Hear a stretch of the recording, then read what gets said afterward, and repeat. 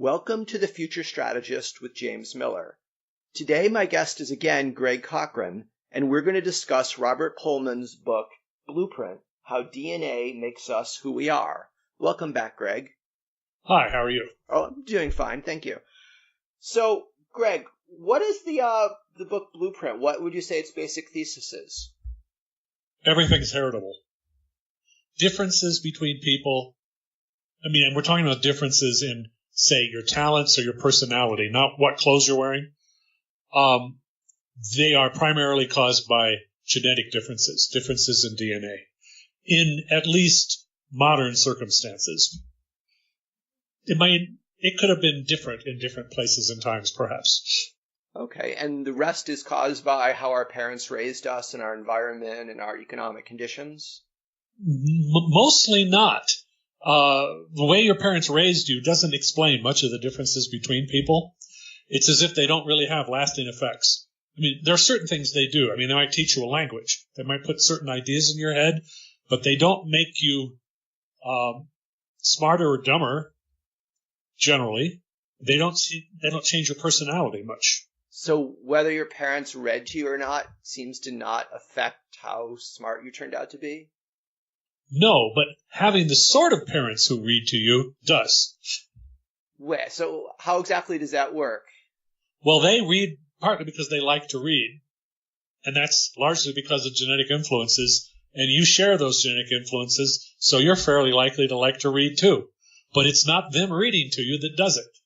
So the kids who have parents who read to them a lot are probably smarter, but the causation is not parents reading to you make you smarter. It's parents have genes wanting to read to you causes you to be smarter.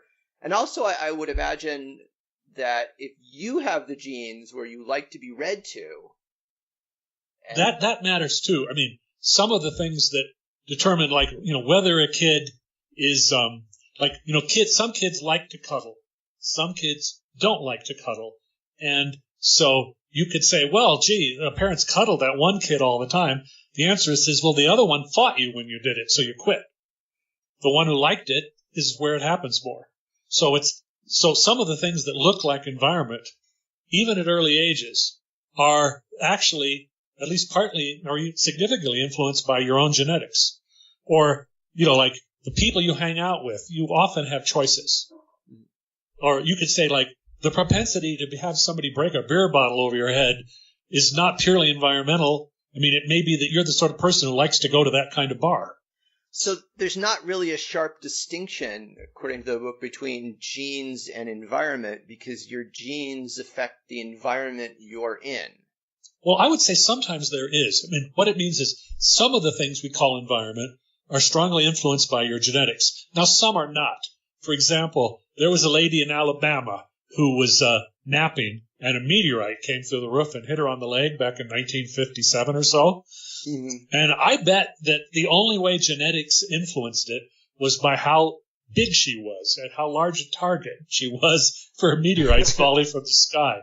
I don't think anything she did other than living in the basement would have helped her. So some things are random. But a lot of things, particularly in social environments, are at least to some degree influenced by the choices we make, which determines, what environments we end up in, to an extent. There are exceptions to this. Like, suppose you're in a place where they're going to draft every single 18-year-old male who isn't blind. You have a good chance of getting shot, and it may not be too strongly genetically influenced. But even then, you might be the sort of guy who's really curious and have to keep sticking his head up to see what's going on. Mm-hmm. But if you are, you're more likely to be shot. Or if you're good at math, they'll put you in the back shooting artillery, and you're probably more likely to survive. In more recent wars, yes. But the point is, there are cases where there are more and less. The meteorite, I'd probably count at 0 genetic influence on being hit by a meteorite. Whereas, in the Army, it's not all genetics. If somebody says, you're going to charge over that, towards the enemy now, or I will shoot you, it's not up to you or your genetics very much. So it varies. But a lot of things that people think of as being exterior are partly influenced by your own genetics. Okay, so from what I remember when I studied statistics a long time ago, that should give us causation problems, and that should say, okay, we're now far more uncertain over what's caused by the environment and what's caused by genes because they're sort of commingled. But that doesn't seem to be what the book is saying. The book seems to be saying, no, this means environment is much less important than we thought. Why? If we're talking pure environment, not hooked to genes, they're right. They have a lot of ways of teasing this out. You can look at adoption studies, where the kid you're raising is not related to you any more than a random person in the population. Mm-hmm. And there are things that if environment was important, there would be things in which merely adopting a kid would, let's say, make him more similar to you than the average of the population. And mostly it doesn't. It mostly doesn't. And also, from what I've read, right, you get closer to your bio parents if you were adopted as you age, as you get, approach like 25. Well, and you're always, yeah. That's a general thing. There are two things going on. One is, in many respects, the adopted kid is more like his biological parents than he is his adoptive parents. And the other thing, which is interesting, is this seems to become increasingly true with time. It's more true by adulthood than it was as a child. Again, part of it is this thought to be people have more chances to choose their own environments. Probably a baby does not have much chance to choose what crowd he's going to hang out with. But, if you're 25, you do. And again, this might depend upon the form of society. If you're in a society where everything was compulsory and you had very few choices, there might be fewer ways in which your genetics could influence those choices. Mm-hmm.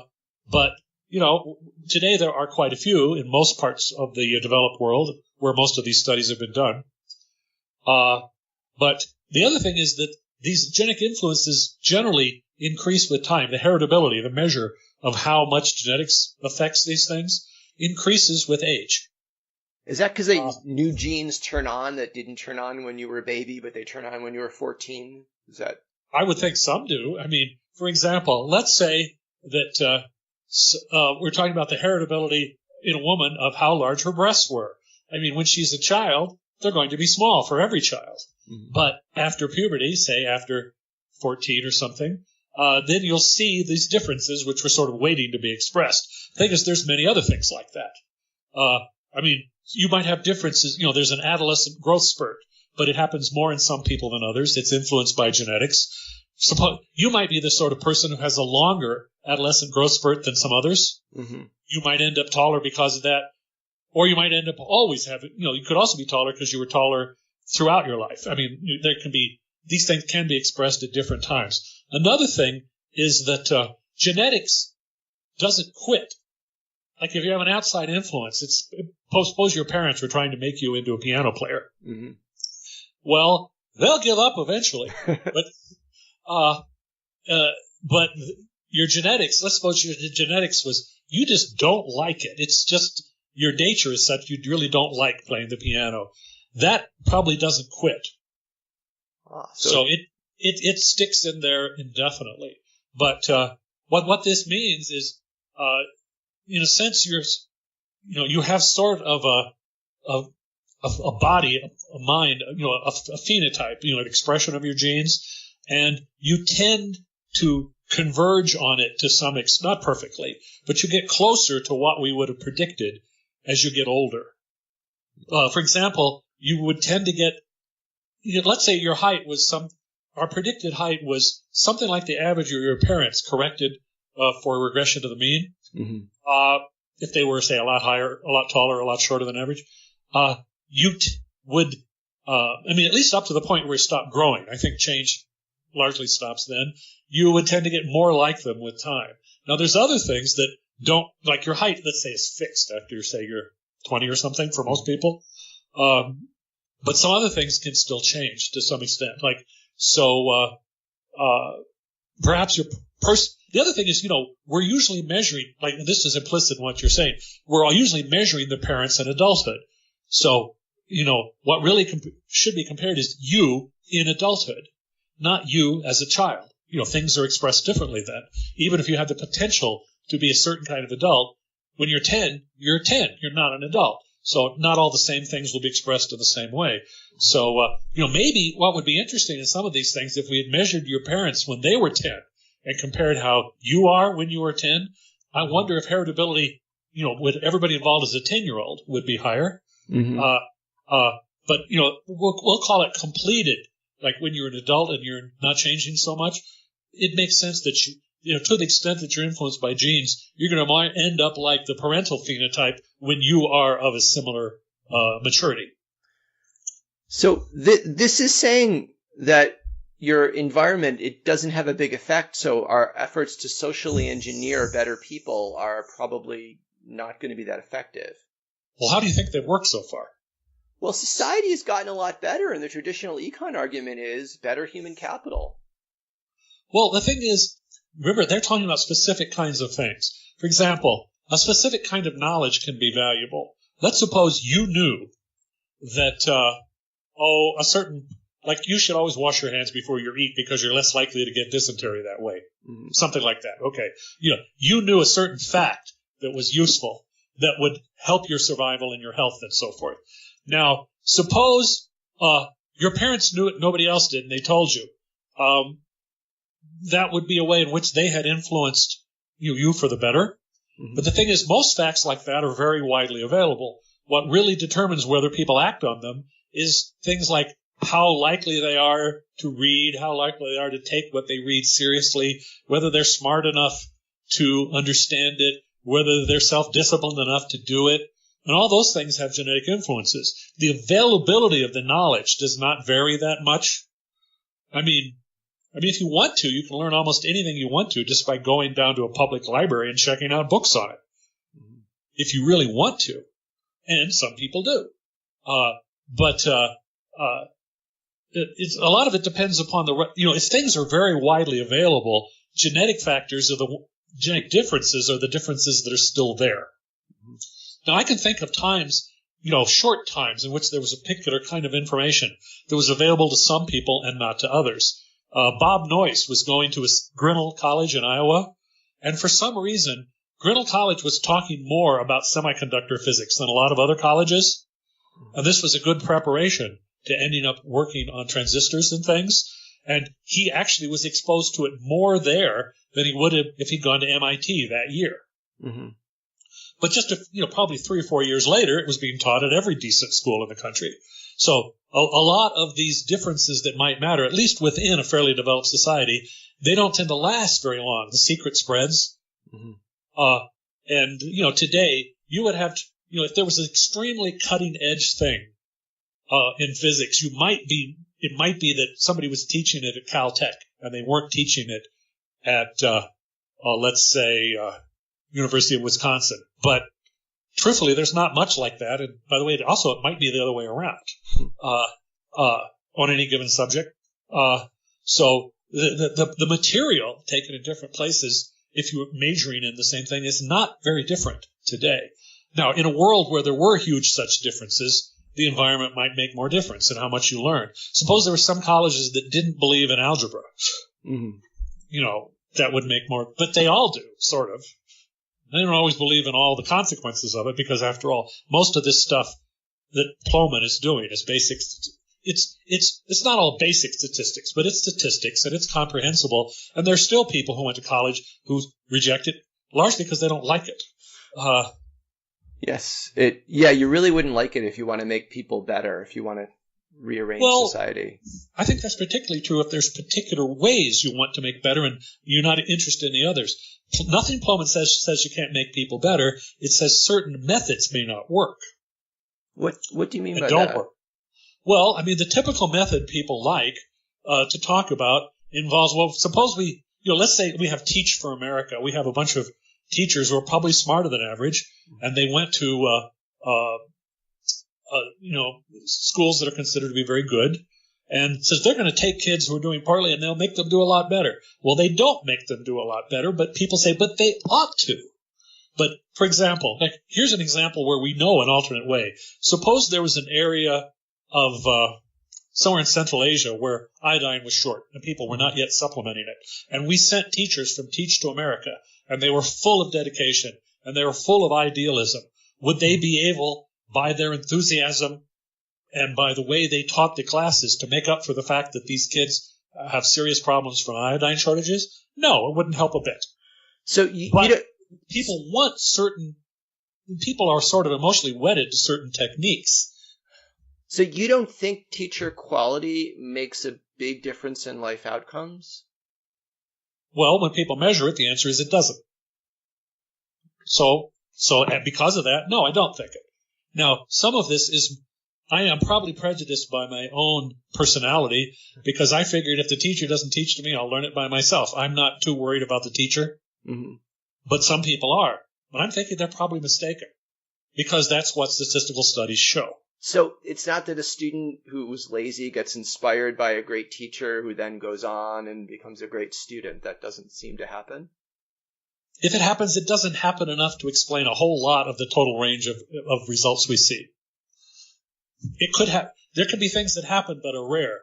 For example, later we're going to talk about how things like intelligence, things like personality are affected by, typically, it's many, many genes, a small effect affecting it. But there are a few cases where there's a particular gene that will really change your personality. But but those cases, that gene is also rare, so it ends up not being much of the explanation. Or I could say this with height. Generally, your height is affected by small effects from many genes, but there are a few cases, for example, Marfan syndrome, where there's a mutation that makes you all by itself 10 centimeters taller. Yeah. It doesn't happen very much, because it also, it's not very common, and it stays not very common because you have health problems associated with it. People with Marfan's, on average, don't live as long, particularly in the past, before we had methods of helping them, and so that kept it rare. And because it was rare, even though its effect is big, its total contribution to the height story is not very large. And so, are there teachers that, really change you? I said, perhaps there are, but there aren't very many of them, and it's not a big part of the total story. And by the way, also, perhaps there aren't. I would throw that as the other possibility. But, there's lots of things like that. Some of them are known to have effects, but the effects are small. Like I saw, I'm running from memory here, but something, if you had teachers with IQs of 140, you could help a little bit, a measurable, but not large, but a real amount. But you can't actually have all teachers with IQs of 140, because there aren't that many people with IQs of 140 to fill all the teacher slots. There's only so many. They're only, less than 0.5% of the population. So you can't fill all the slots with those people, and also the effects are not very large. Another thing which was mentioned in the book, they said, how much does class size make a difference? Is it better to have small classes? The answer is statistics are solid. It does help, but they're also solid saying, but it doesn't help very much. The effect is, it says, like, we might change your test scores, 1/100th of a standard deviation for the school. If we shrank the class size by 1/3 or something. Yeah, that was the theme of the book. Well, all the effects of genes are huge. The effects of everything else. Yeah, the effects of everything else are tiny. On average. And this is also in contemporary kind of pleasant and prosperous societies. If you had a society, let's say it was France in 1720 and there's a famine. Well, suppose you're in the bottom 10% of society in terms of wealth. There's a pretty good chance you're going to starve to death. And that drops your IQ scores dramatically if you're dead. Now, today, nobody's starving, except, for psychological reasons, like people with anorexia or something. The food is fairly abundant. Poor people are on average heavier than richer people. The country, it's a different situation. But this situation, by the way, even in France, people's genetic endowments would affect how likely they were to end up in the group of people who don't have enough to eat. Some people have more on the ball, etc. But there are also a lot of kind of frozen-in differences. Like, suppose you were, the son of a noble, and for some odd genetic reason, you were dumb as a post. I'm not saying all. I will say assume nobles at least were average, and your father was not a particular idiot, but you are. You might say, well, you'll starve to death. And he says, well, probably not, because the social structure was more rigid, and you may have a fair amount of money, at least for a while. By the way, I also point out that there was always an ability to lose that money as long as there were women, horses, and liquor. And in fact, there was a lot of turnover in aristocracy, not over a year, but over a generation or two, because people would do things like gamble away all their money. Or they might do something else, like, well, I am an idealist and I'm going to go fight when I don't actually get paid much for it. Well, you may well be killed. And that is probably, reduces your genetics in the next generation. So the thing is, there are societies where things are more structured, where less is up to you. You choose your environment less, you make fewer choices, but you always make some. Heredity influences things there too, but I would think less than today. There's an interesting example where we actually have numbers. I mean, most of this is the past, and it's sort of hard to do detailed statistical surveys of what happened in, 1590. Mm-hmm. But, for example, people looked at the heritability of what was it? Was it educational attainment in Estonia? Mm-hmm. Pullman talks about this in the book, and it's been a generation now since they escaped from the Soviet Union and communism fell. It's higher than it was before, because people are more going into education and getting higher education based more on their abilities and their desires, and less on, like, when Russia was running this show, an important part of it would be some kind of politics, would be more influential in how you got into school. Not all influential, but more. So, for example, if your grandfathers were shoemakers as opposed to nobles, that would actually increase your chance of getting into college in some situations. Your class origins could be important. And in fact, and then that stopped. And when it stopped, genetics had a bigger voice, and they've measured that. And in fact, the other thing, which is also controversial, I mean, essentially everything Pullman says is controversial, but he's a very mild-mannered person. But for example, in a world where, suppose you had no special preferences for how to get into college, they didn't care about your social origin, they cared only about your test scores. And let's also suppose college is free, so it doesn't have anything to do with money. Mm-hmm. Okay, if your parents were, say, engineers instead of, let's say, shoemakers, on average, you're more likely to get in, even if it has nothing to do with money, nothing to do with anything. Not only that, you were adopted in both cases. So, it's all, the only influences are genetic. Mm-hmm. Why? Because the average engineer is somewhat smarter than the average shoemaker, because he needs to be to do his more complex job, and that is inherited to some extent. Yeah, that's weird. The more meritocratous a society, the more important genetics will be. Well, apparently, also, the more we will deny that it is more important. Yeah. For example, I know a few years back, they started a new school, a new elementary school in Albuquerque, and it was a new subdivision. And it was probably the most expensive subdivision in the city. It was infested with doctors and lawyers. Mm-hmm. And then when the school started, they said, wow, these kids are doing very well. Clearly, we have unusually good teachers. But, Pullman's lesson is the teachers had almost nothing to do with it. And it's not the fact that the parents were lawyers and read interesting cases to the kids or John Grisham novels or something. That's not it. They were somewhat smarter than average, and that means that their kids are as well. And that's why they did well. I mean, in the school, it wasn't because they had better teachers. Now, they teach falsehoods on this in education. No, but before we get to that, though, what's the genetic evidence for that it really is genes and not just the better educated parents provide a better environment? We mentioned like adoption studies, but what else is there? Adoption studies show that. Twin studies show that, if your twins you're more similar to a twin, even if you're raised in the same house, your environments are not like super similar because you're twins, but you're genetically more similar. Your chance of going to college is more similar if you're genetically identical than if you are, for example, fraternal twins who are not genetically identical. But at this point, we also, and I'm jumping ahead, but since they have discovered a number of variants that affect educational attainment. Mm-hmm. I had a study just recently where they looked at 1 million people, which is statistically necessary to find these many genes of many different genetic differences that each have small effects. They can lump all of them together to what they call a polygenic risk score. Mm-hmm. And for example, if you were in the top fifth of the polygenic risk scores on this, Mm-hmm. on educational attainment, your chance of completing college was 55%. If you were in the bottom fifth, it was 10%. And we're looking only at the genes, knowing nothing else about you. So we just look at your DNA. We're not looking at your parents' social class or where they went to school or anything.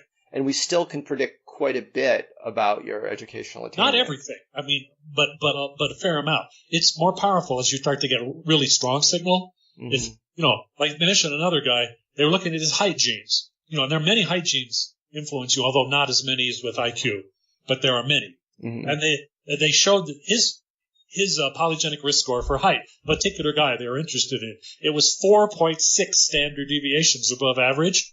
Mm-hmm. But he's also the third tallest guy in the NBA, 7'6". Mm-hmm. And he did it honestly. By the way, there is another way to get to be super tall, and that's to have something really screwy with one particular gene. Like I mentioned, Marfan syndrome can make you taller with just one gene, but mm-hmm. that is a rare thing, and it only is starting to show up when you start talking about people who are ridiculously tall, or a more common thing for the tallest of all human beings. They tend to have problems that cause a pituitary tumor. Mm-hmm. And sometimes there's genetic propensity to those pituitary tumors, and that's part of that story. And those people can break 8 feet, although they have all sorts of health problems, mm-hmm. Which is, again, why it doesn't become common. The things we typically think make a difference, which is, reading to your kid, mm-hmm. Homeschooling. And we homeschooled our kids through 8th grade. I never actually thought it would make a whole lot of difference one way or the other than we were pretty sure that nobody would be allowed to beat you up in that situation.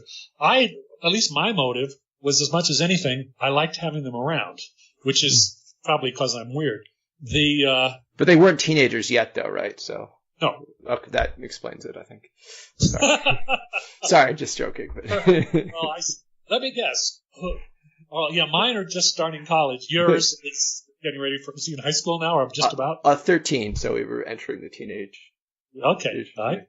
Sorry, just kidding. You'll never listen to it, but if you ever do. I've been, I remember. At any rate, there are many, but again, this means on average, there are genetic differences, not in everything, but in genes that affect traits that sort of, like there are genetic differences between classes and between professions in genes that affect your propensity to be able to get in and succeed at those, to succeed enough to be a member of the upper middle class, or to succeed enough at a particular job to make that your profession.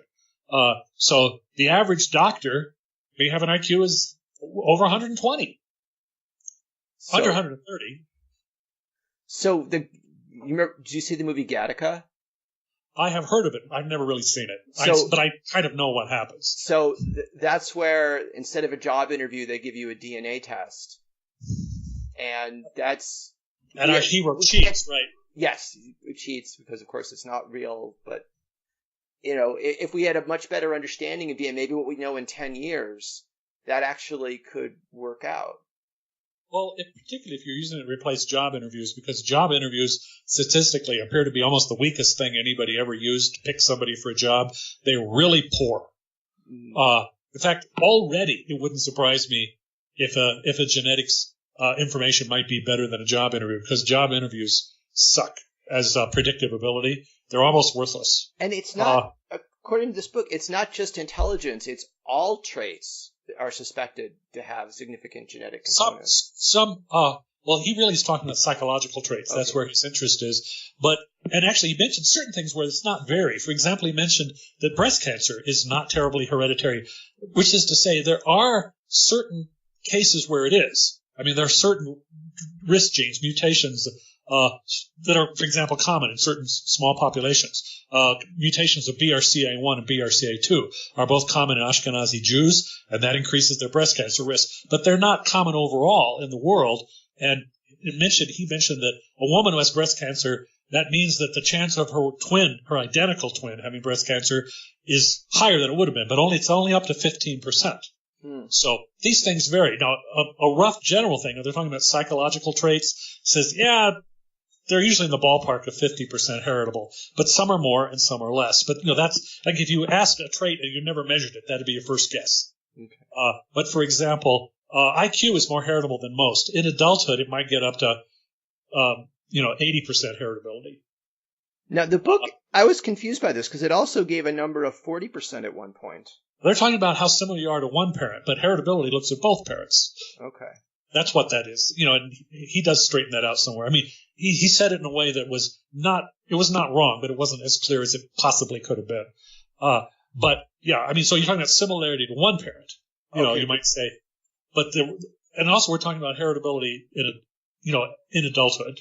So wait, when you say 80%, what exactly does that 80% of the variation? The variation you've seen between people, and let's be exact as I can, we're talking about guys in Scandinavia who were probably born in the 1940s or something, or 30s, when this was done, that the amount of the variance in IQ scores between the people that we're looking at, and again, these are pretty uniform countries socially, too, perhaps more than we are, or at least they were then, that 80% of the variance, and I could be wrong. It might be 78 or 82. It's a number close to that in IQ is from genetic effects. That's about as high as it ever gets. Height is another thing with similarly high heritability. But again, suppose there's something that happened, like southern Sweden had been occupied by the Germans for 10 years, and they stole all the food, and everybody in Sweden who survived had been starved. They might be 5 inches shorter. So you'd start saying, in that situation, a very significant difference. Why is it the southern Swedes are so much shorter than the northern Swedes? It says it's an environmental effect that they got starved. Height is something that can change quite a bit with availability of food. That's one reason people over the years have been getting taller and taller. People in the Civil War in America probably averaged 5'6" or 7. And today it's more like 5'10" or 5'9.5". So, let's go back to, 80%, that's amazing that 80% of the variance of human intelligence, or at least of the study in Scandinavia, 80% is genetic. That doesn't leave a lot of room. Well, in those cases, no, but there always is. But again, it depends. Again, what if I had a disease that ran through, and to some extent it's random whether you get exposed to it, and it could hurt your brain sometimes? Then that heritability is always a statistic that applies to a certain situation. On the other hand, it may be not incredibly different in a lot of moderately different situations. Like, if I look, would I expect to see a wildly different number in Norway? And the answer is probably not. Okay? On the other hand, it could be different. I mean, for example, Norway really was occupied by the Germans for a few years, although I don't believe they had a starvation problem during that period, but, they could have. Like some people say, well, since these things, heritability is a statement for a particular situation. You can't extrapolate it to anything else. I said, well, I can tell you if you do, you would seldom be wrong. In principle, it could be different. In practice, it isn't very often. But again, you don't really know. I mean, in the next situation, it might be. I mean, you want to keep an open mind. But the idea that it means nothing in the next situation, well, that's we've never seen that happen. But as I said, strong environmental, we've worked hard to get rid of some of the strong environmental variations. We worked hard to make sure that, I was mentioning a disease that can hurt your brain. Meningitis can hurt your brain. We try to prevent it. We do pretty well. There aren't many cases. But there are areas south of the Sahara, and this has something to do with the climate, where certain kinds of, occasionally they'll have a fair size meningitis epidemic, and you can end up profoundly retarded from meningitis. And, I don't know if it's enough, if it only happens to 1% of the kids, that's way more than it is here, but it wouldn't explain much of the variation of intelligence in Chad. But, if it was 10%, it would start to, it depends. And you want to be careful, like suppose I said, were genetic effects important in explaining differences in intelligence in Sweden in 1600? I would say almost certainly yes, but they weren't as much of the variance as they are today. So how do we know there aren't things today that are having a big effect, such as how much video games kids watch? People have looked, and it doesn't seem to do anything at all. People have actually done studies of that exact thing, and it probably doesn't have any effect. So, I know it feels like it does. I know exactly what you're thinking, but although there are different, like some of it is what you value and what you're thinking should matter. For example, suppose I said it doesn't have much effect on your personality, and it doesn't affect much your intelligence later in life, but it might affect. Like, suppose you had a retentive memory, and you could retain a lot of facts if you were exposed to them. Mm-hmm. Which, by the way, the average person doesn't remember all that much of school. Right. Like if you ask people questions about their high school chemistry, mostly they don't seem to, if they haven't used it steadily, they don't seem to remember it very much. Which, this is the sort of thing Brian Kaplan was talking about. That's all true. But let's suppose you had a retentive memory, and you did. And we had reason to think you might end up in one of those strange occupations where knowing something was useful. Mm-hmm. Well, I could imagine that if a kid was reading a certain kind of book, he might learn certain facts that would be useful in the future, and they would stick with him, and he would learn more of those facts if he was not spending 8 hours a day playing computer games. Mm-hmm. I could believe that. But I think that, when they talk about similar, they're not talking about similar so much in terms of the facts you've accumulated or the things you know. It's more your personality and your talents as opposed to your knowledge. Obviously, knowledge has changed tremendously in the past 100 or 200 years. You can know all sorts of things today that nobody knew in 1700. But people's nature, do you like candy? Do you like pretty girls? Do you like playing darts? Well, what about, Steven Pinker would say then, well, do you like to watch cats being tortured? And most people now would say no, and most people would say yes. Of course they like seeing cats. Well, Steven Pinker said they really don't like it. They probably like it just about as much as they ever do. I mean, to the extent that said, do you like it enough to be shunned for doing it? That's a different question. Okay. Or, they used to have all sorts of cruelty sports. Right. The Romans did in the arena. People did bear baiting. Thousands of people would come to watch a hanging. Mm-hmm. Now today they don't do that. They watch action movies where the bad guy's brains are splattered all over. They don't have any enjoyment in seeing human suffering, not even of people they don't like. That's why, they don't make movies like that. Michael Bay is a homeless person. Okay. But there are things people will do when they don't get a lot of negative feedback about it that you probably wouldn't like. By the way, not everybody does it. Not everybody liked to participate in bear baiting. Not everybody liked bare knuckle boxing, but a lot of people did. Mm-hmm. So do I think people's nature have changed? I said, the only way I would expect people's nature have changed, since I know that nurture doesn't change it very much, is that if there's, suppose people who really liked certain kinds of violence had been very much disproportionately have low fertility, like we killed them. Yeah. That would probably do it. Could this over a long period of time change human nature? Sure. Has it happened? I don't know. But we probably will know pretty soon.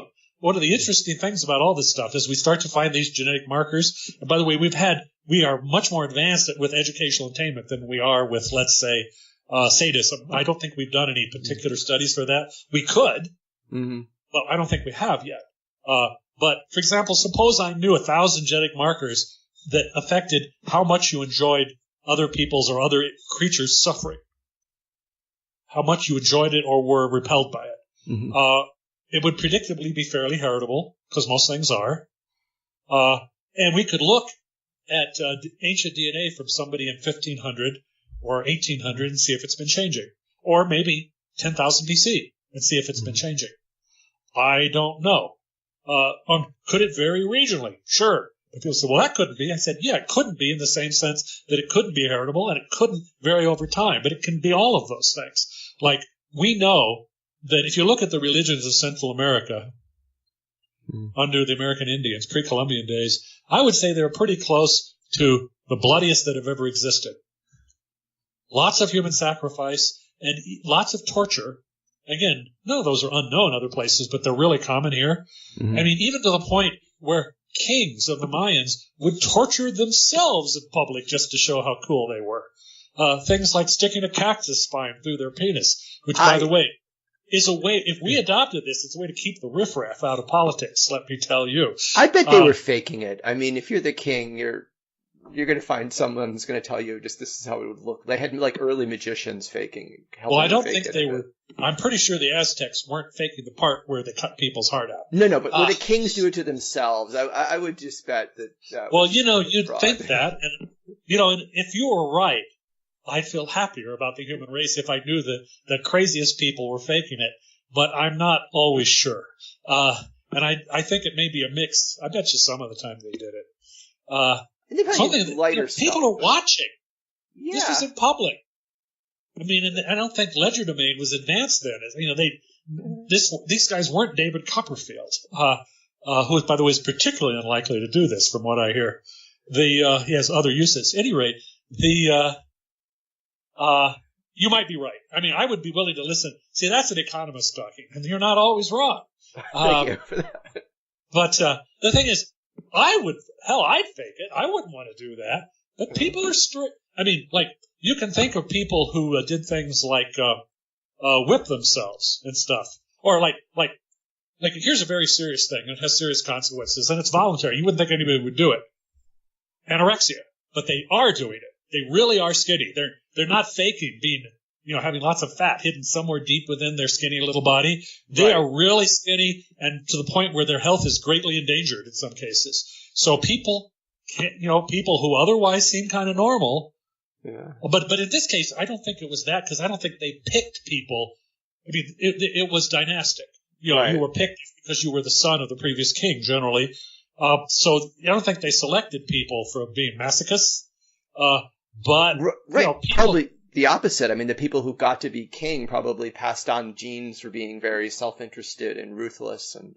Well, like, there was a time in which the upper classes in China bound the feet of their daughters to the point where they broke the bones and they couldn't walk normally. Yeah. And this was very widespread.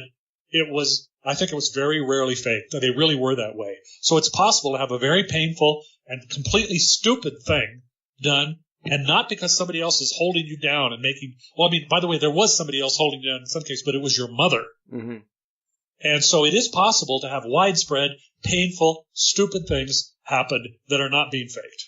Yeah. Now, that one I'm sure, because you could see what shape the feet were. There wasn't any question about it. I agree, but I think it was possible to fake it. If the king can fake it, the king is going to... Anyways, I would be willing, the topic. If there was a way to investigate it, I would not consider that a waste of time. If you were trying to prove that the Chinese women faked having their feet broken, I would say that to be there's no chance. I agree with you anyhow, but let's get back to all the things that this suggests. Again, like, one of the things he was talking about in the book was, there are exclusive schools and there are non-exclusive schools. He's largely talking about England. He grew up in Chicago, but he spent most of his professional career in England. And he talks about, there are examination schools that are state-supported, but that you have to score high enough to get into. There are also lots of private schools, some of which are also exclusive, some of which are probably, rich dumb kid schools, I would think. Mm-hmm. But anyhow, the point is, the graduates of those exclusive schools, on the whole, do better in life. They achieve more. They're more likely. And the question was, is it the school doing something, or is it the fact that it only took in the better people in the first place, or is it some combination? Mm-hmm. All right. And the answer is, it appears to be entirely the selection process. Well, how do they know that?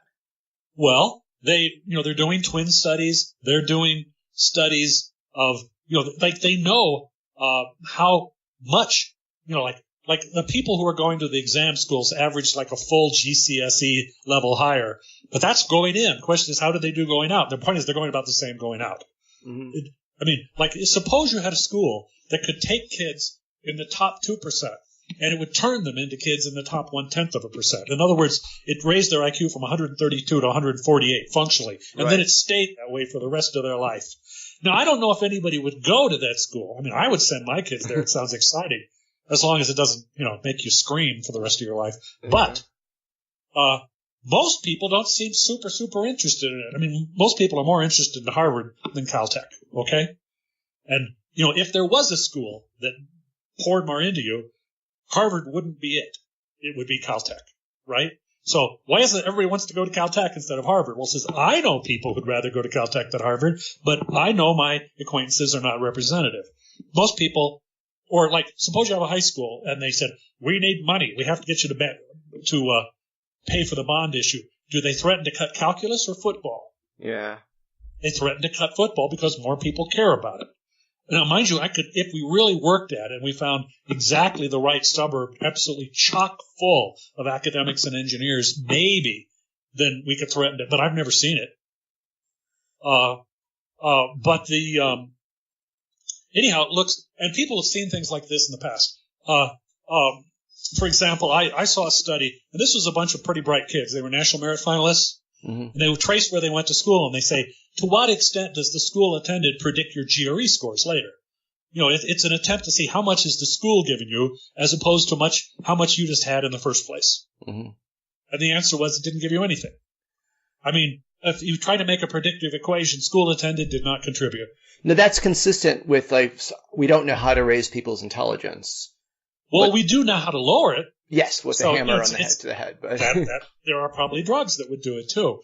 But we don't. But there are other things that determine life success besides intelligence. Could it be that going to an elite school improves your diligence? It improves your social network. So it's still worth doing if you can get in. I certainly don't believe it improves your diligence from all I've ever read of the Ivy League or, for that matter, Cambridge and Oxford.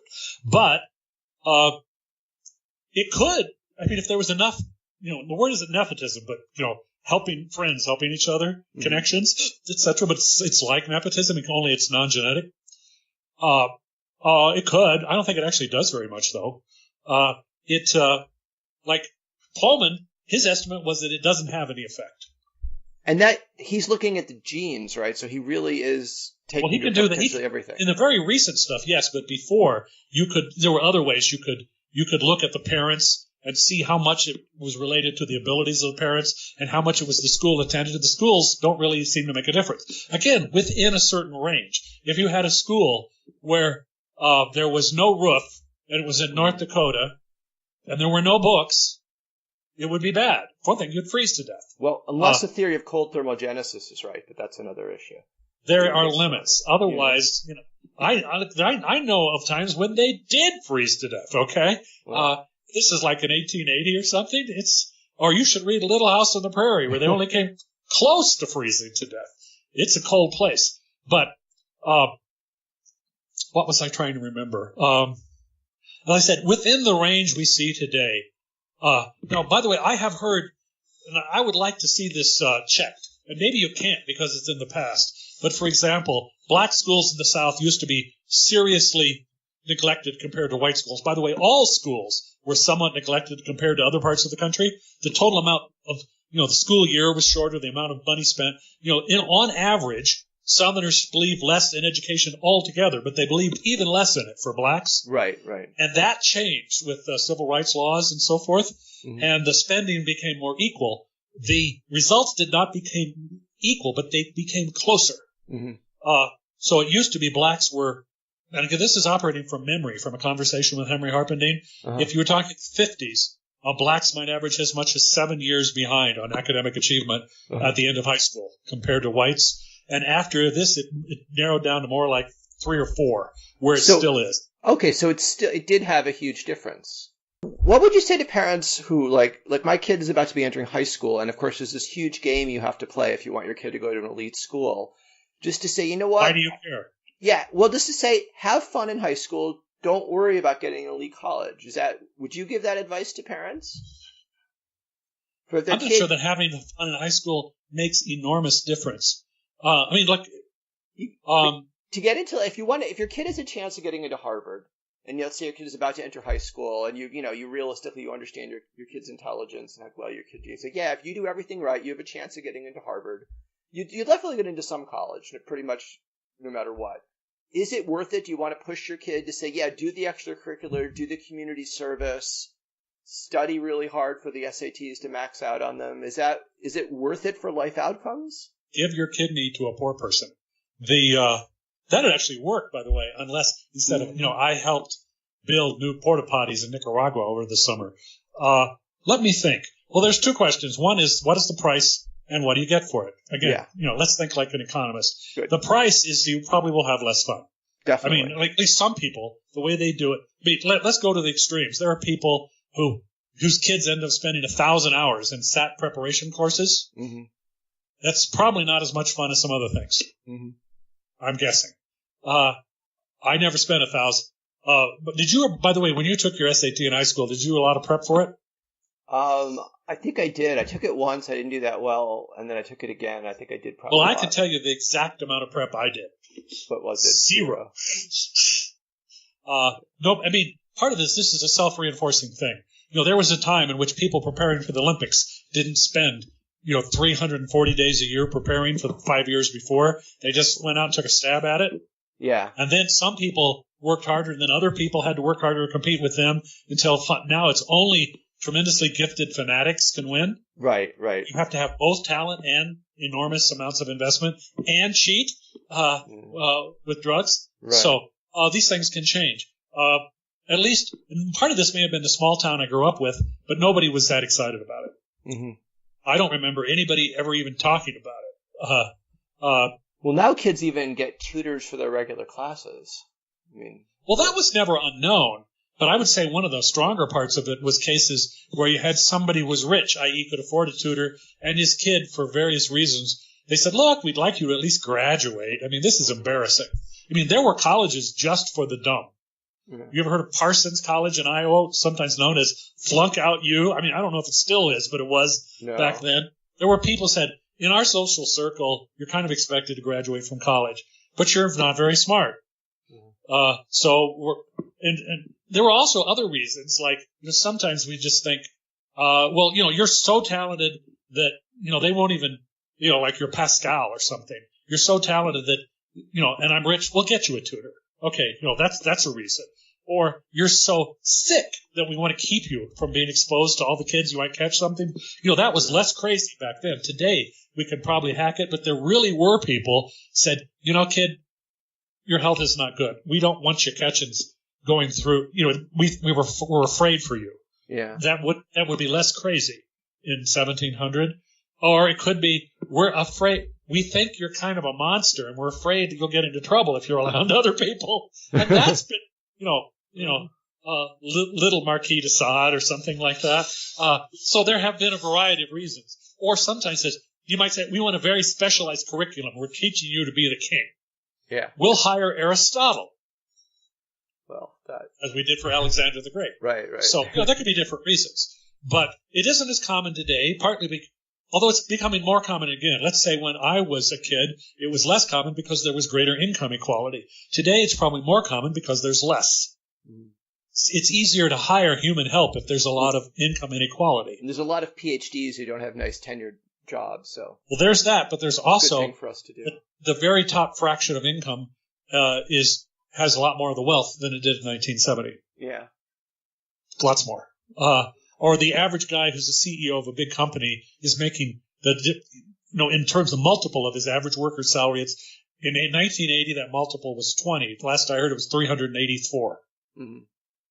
Okay, the rich are doing a lot. The super rich, particularly. A mere doctor is not doing that much better than in 1980. We're not talking really about the top 1%. We're talking about the top 0.1% and smaller. That's where the majority of gains have gone for some time. And by the way, it shows up in funny places. Like you'll see all these articles in places like New York Times about there's a crisis somewhere because some sort of employer is saying, God, we're having trouble having help. We might have to give people a raise. And they talk, oh, God, this is nearly as bad as the Great Depression. And I can tell you, I remember a time in which the average worker, his sympathy, the average reporter, his sympathies showed, and he would have liked the situation in which people were getting raises. Yes, well, although, a lot of the gain, though, is going to stockholders, and that stocks are widely owned in the United States, so. Well, there's also big drops in the effective tax rates in upper brackets. But, yes, but But back to my question though. So would Yes. do you think it's reasonable for Yeah. parents of Well, the kids question to is, drop out I of mean, the if you were elite talking, game? will he know more stuff? Will he be better at quantum mechanics? The answer is pretty much no.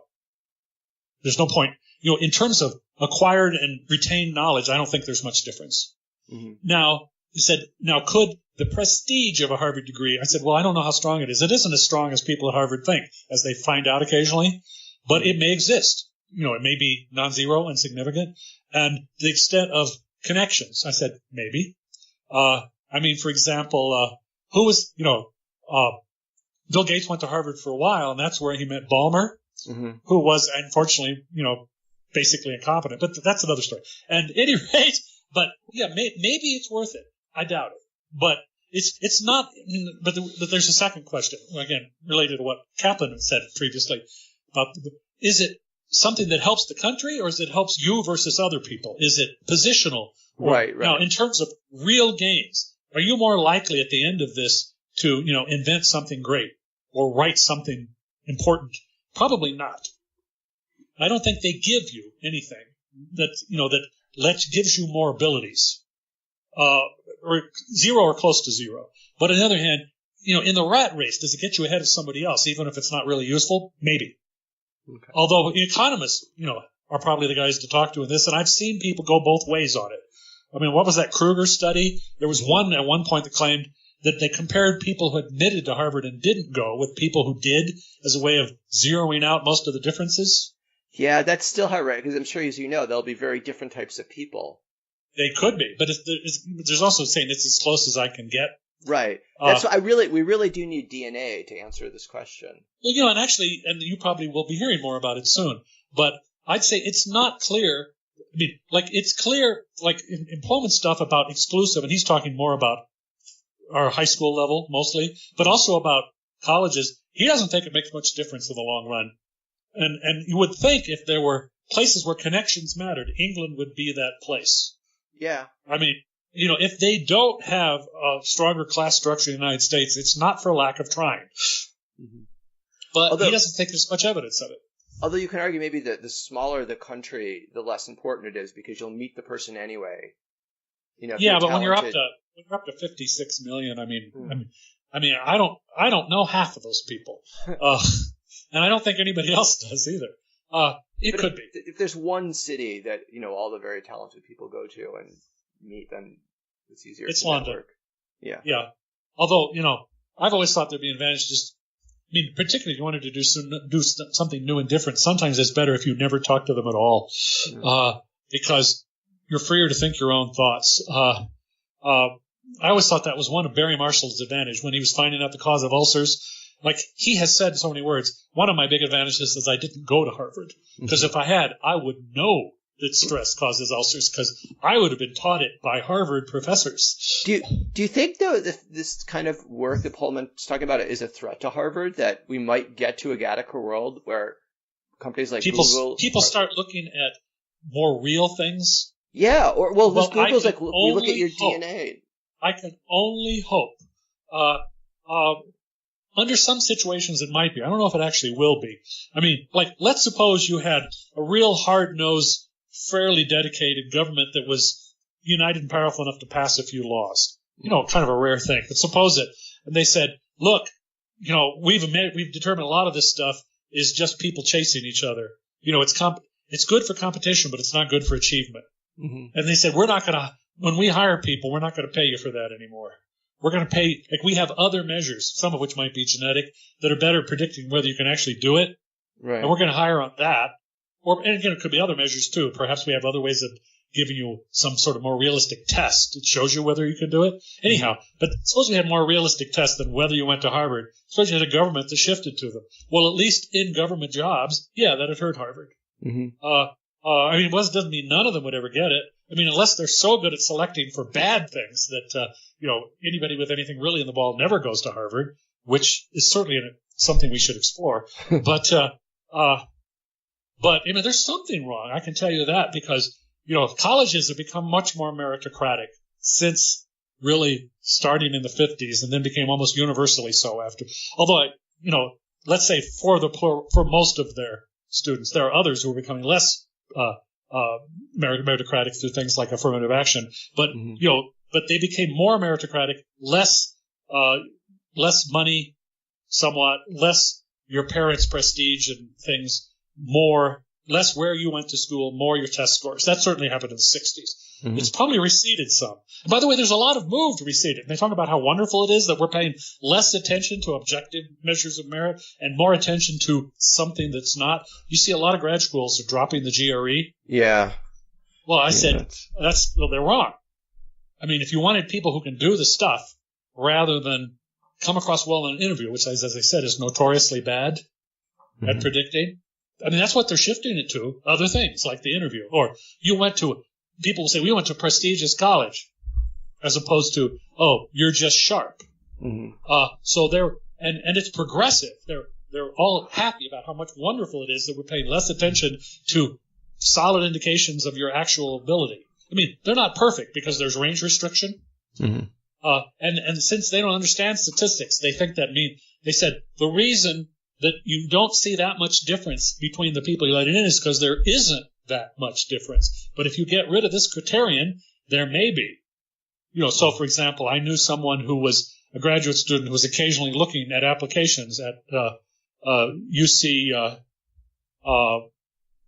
which college? One of the UC colleges. And they would have people apply, and they also used to talk about differences between different countries. There were certain countries where the people apply would typically be 15th percentile, and they wouldn't admit them. Mm-hmm. But if you did, then you'd see how much difference that being 15th percentile in the GRE is from being 85th. Mm-hmm. And there's a lot of difference. But if the range is from 70 to 90, let's say you're not the very top school, so somebody else is getting the top 10%, they won't typically, on the academic things, they won't look wildly different because they aren't wildly different. But that's because you only picked people like you could pick a lot lower. Mm-hmm. What better way to increase diversity? That most valuable of all useless things. Any rate, a lot of people don't like let's suppose we were using polygenic risk scores for things like. Well, let's talk about what that means, though. So he does use the word polygenic quite a bit. So what that means is that in most of the traits, they're almost all, but not quite all. No single gene is super important and super common. Okay, so like ones that height make a lot or of IQ. Difference. Yes, IQ is as much that way as any of them. They have lots and lots of things that have a little effect. It means you have to do big studies and be statistically careful to find them. When people first started looking at this 20 or 30 years ago, they'd be looking at something that they could detect it if it made a 5% effect, say, but nothing would have that big an effect. So there's no big gene for IQ other than the few really bad genes that make you unintelligent. And each of those is rare. Mm-hmm. But in principle, there could be. One of the things, and this is actually there's a weakness in this book, which is there are questions that you can understand better if you think of it from the viewpoint of not just behavioral genetics, but population genetics and evolutionary genetics. And mostly he doesn't. And he loses a bit by that. So, for example, he mentions at one point in the book, rare genes are usually bad. Mm-hmm. By the way, but they're not. There are a lot of them. Everybody's having different mutations, and some of them are bad. But you don't have the same. So no given one. But the category is not. There's quite a few bad genes around. Everybody has some bad mutations. He says, well, they seem to be deleterious. That's interesting. I said, but it's also what's predicted by theory, and everybody expected it who knew any population genetics. So wait, is this part of what your polygenic score, your mutational load and bad genes? Okay. If we could do a better job and we were good at counting those, I said we don't understand them as well because, you see, with a common gene, we can see its effect in many different people. We can understand what it does. In a rare gene that only hits one person, it's hard to tell. Is this what made this guy dumb, or is it something else he's got? You see the problem. Yeah. So if a better polygenic score, if we could calculate it, and right now we don't, and it's certainly not trivially easy, we would not only count the effects of all the common genes, but we would also count the effects of the rare genes. Now, there are indirect ways of estimating the size of these things. Like if you start noticing the heritability is bigger than the amount explained by the common genes, probably that means you're getting down to some of the rest is the rare genes. Mm-hmm. Okay? So you might say you're more similar to your parents than we thought would happen from just the similarity in common genes. The answer is, well, but with your parents, you're similar in the rare genes too. And if they're negative, so you would probably expect this to play a bigger role in some of these psychological syndromes that are probably just plain bad. Well, another thing he said, which is not informed by theory. By the way, I was at first curious. I said, is he simplifying some of these things because he's, aiming at a more general audience, or does he just not usually think in those terms? The book certainly is it's for a general audience of at least people who would read the science section of a newspaper. It's certainly not true. Just for scientists. But like he says, when he talks about, let's talk about people varying from, let's say, normal to schizophrenic. And it's sort of a continuum. You can be a lot schizophrenic, a little. You might just be a little odd in that direction. Mm-hmm. He said it's not really sensible to think of it as a disease. It's just, variation. You're at the edge of it. And I said, no, you're wrong. I don't, and it is sensible to think of it as disease. And here's why. Probably a lot of your propensity to be schizophrenic boils down to bad genes, not just genes that have mixed effects and are generally common. By the way, if they're purely bad, you can see why it's hard to be common. Mm-hmm. Okay, because they shrink away. But I'd say significant fraction of the story is rare deleterious genes, and there's an objective way to define deleterious fitness. It reduces your fitness, it reduces your reproduction. So, for example, if you but there are other things which are psychological variation that may not be. So, for example, suppose some people were very curious and take risks. Mm-hmm. You might call them bold. And other people were cautious and didn't. Like, let's suppose there's a box which might have goodies and might have a grenade which is left out. Let's say a few people are bold. Right. They have a tendency to go after that box. Now, they take the same risk as everybody else, but if there are only a few of them, they get more benefit. If there's chocolate in it, they're going to get it. But wait, go back to the schizophrenia, though. I think I remember him writing that the relatives of people who are schizophrenic are more likely to be in creative professions. Well, sure. Isn't that a sign that schizophrenia is on a continuum? It's just you have too much creativity? The question is this some sort of mixed strategies where, like being at least in the direction of schizophrenia has some benefits, and being in the other direction also has some benefits? Mm-hmm. Like you could talk about, the classic model is hawks and doves. Let's say a hawk can dominate doves, but if hawks become too common, they spend all their time fighting each other, and it's actually worse to be a hawk. You end up with a balance of strategies. Right. Okay. Are there things like that with human personality? There may well be, but there's no indication that schizophrenia or autism is one of them. Why isn't what he wrote then evidence against that the relatives of people who are schizophrenic are Because the question is not whether they thought they were more creative, but creative and $5 will get you a cup of coffee at Starbucks. But being good at playing the guitar, if you're a guy, will get you things of evolutionary value. Recently, let's suppose, what is most of the evolutionary history of most people? Trying to get by on a farm that's not really big enough. Yeah. Okay? For most, and by the way, before that, trying to make a living, hunting in an area that's not as big as you'd like. And if it is as big as its life, it's only because you guys keep killing each other before the population gets too dense. Bad things are always, one thing or another is always limiting the population. It might be, when we got more dense, we always had an epidemic. When we got more dense, we ran out of land to grow food. When we got more dense, we killed each other more. It was always unpleasant stuff. And none of it had a lot to do with creativity. So if you're talking about peasants, most people's ancestors for most of the past 5,000 years were peasants. They were, it's just sitting around growing stuff. And they spend almost all your time doing that. Well, let's suppose you're the sort of peasant who has really wild and crazy ideas. You are a budding Steve Martin. Okay? Yes. Well, it won't do you a fucking bit of good. Now, let's suppose you're a little more extreme and you're to the point where you're starting to hear voices that aren't there. Well, here was an example. A guy named, now, by the way, I am not sure that all this work was correct because some of the earlier work hasn't panned out very well. Okay. But he was looking for strong genes involved schizophrenia. It's not impossible to find one if it's only in one family. Mm-hmm. Again, we're not explaining most of the population variance. A guy named Kerry Stephenson, who's done a lot of genetics in Iceland. And who's kind of he's sort of a mix of a total fool and semi-competent. He's a weird person. And I'm going to just say why in this anecdote. he was finding they could sometimes find a gene. It would be like in one family. You wouldn't find the same mutation in another family, and it was why that family had schizophrenia. It's not impossible. You can have these very strongly schizophrenic families where one or two genes is important, assuming he was right. But the principle is right, even if he was mistaken. Because I could say other things that we really do know cases where it causes horrible things. The families dwindle away when you have a strong gene that causes, like having schizophrenia drops your fitness by at least 50%, particularly in guys. Yeah. I know it seems strange, but being crazy means women don't want to marry you. Yeah. Okay. And he found that being crazy reduced your fitness, which, by the way, everybody who'd ever worked in schizophrenia already knew that, to the point where it was hard to find families to study because the families kept disappearing after 3 generations. Mm-hmm. I remember somebody did a study in an area where families were very large, so they lasted longer as they shrank.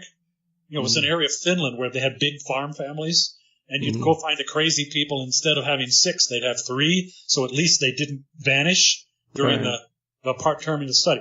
Anyway, he said he was surprised that being crazy dropped your fitness.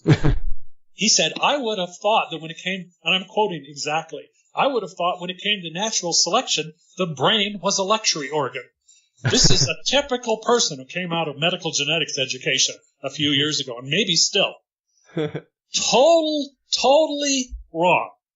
The only reason the brain ever works at all is because it had payoffs in terms of fitness. Anyhow, this is a weakness. There are several points where this shows up. As I said, there could be things, like suppose we're talking about difference between shy and bold.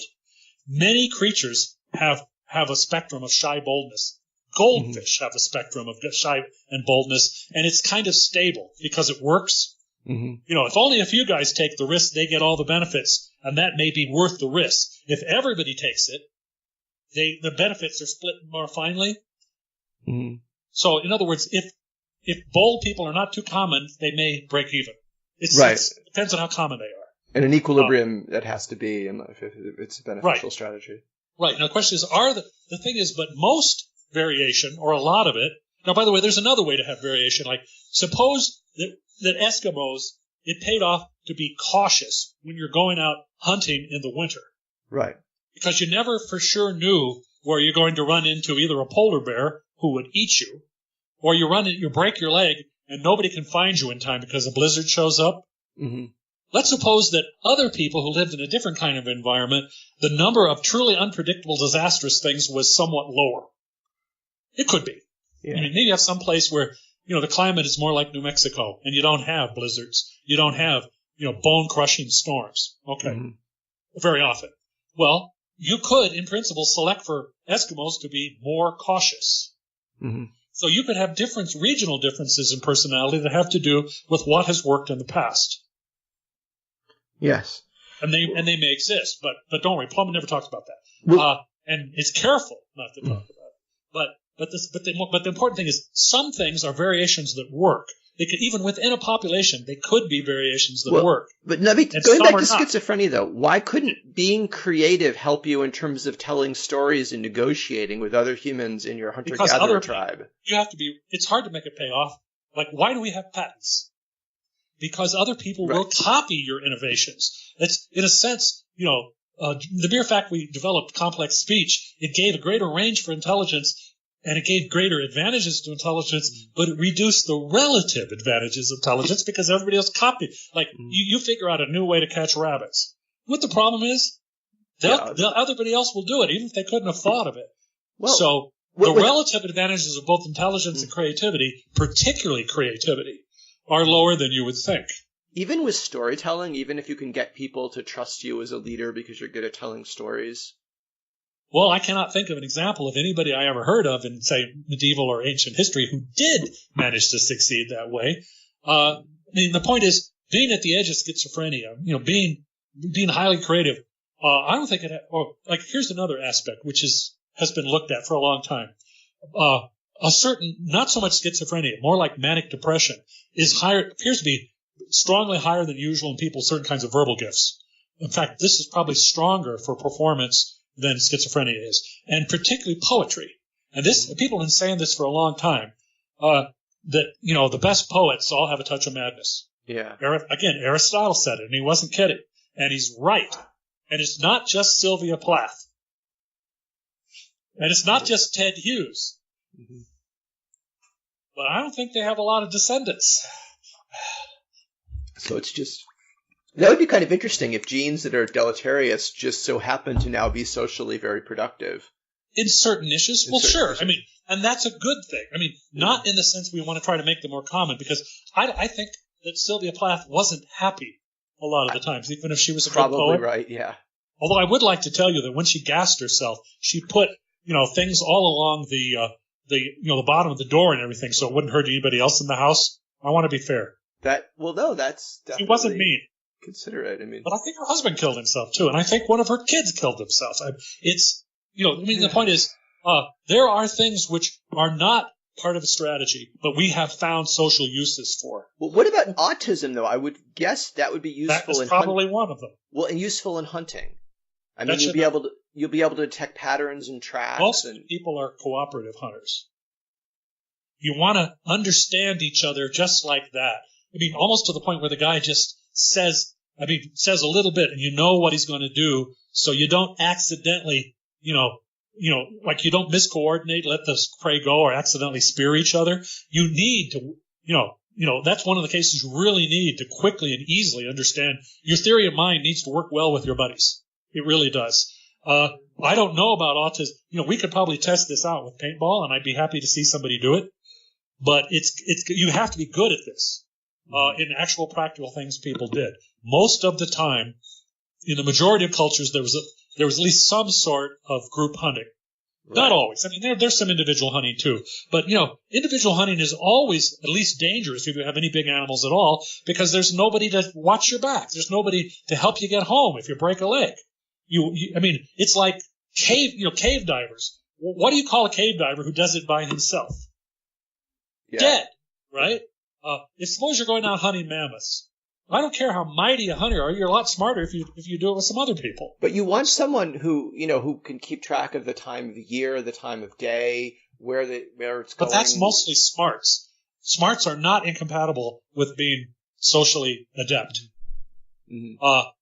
So I would say the reason we see a disproportionate number of people who are very bright but mentally odd, who do great things. It's not everybody, but it's more than you would. And I had to explain this to people. How do you know that you don't have 40% of the people in your high school class are just as strange as Alan Turing?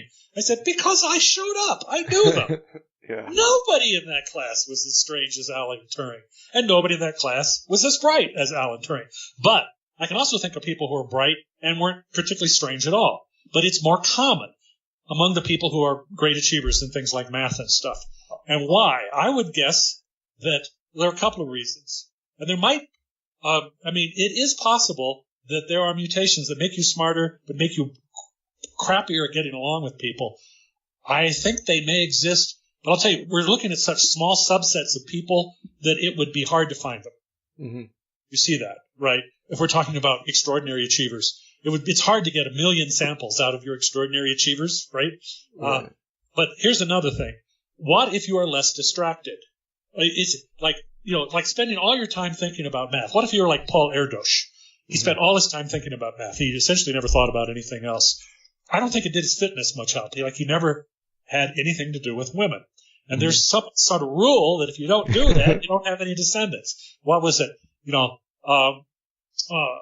What is it? Familiarity may breed contempt, but lack of familiarity breeds nothing at all.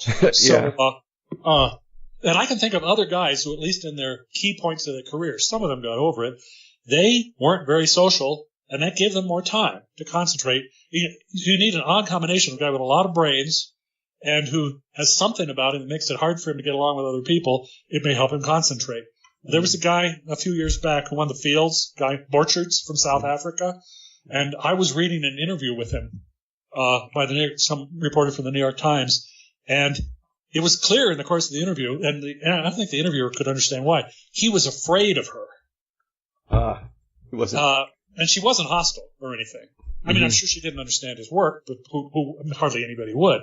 But later there was an article in Science which they were talking about, this general thing of we see an unusual number of people who are kind of odd and who are very tippy top in math and science. And they started talking about, without mentioning any names, a particular recent Fields medalist. And since there are only, they only give it every 4 years, the number of recent Fields medalists can be counted on the fingers of both hands, maybe a couple of toes.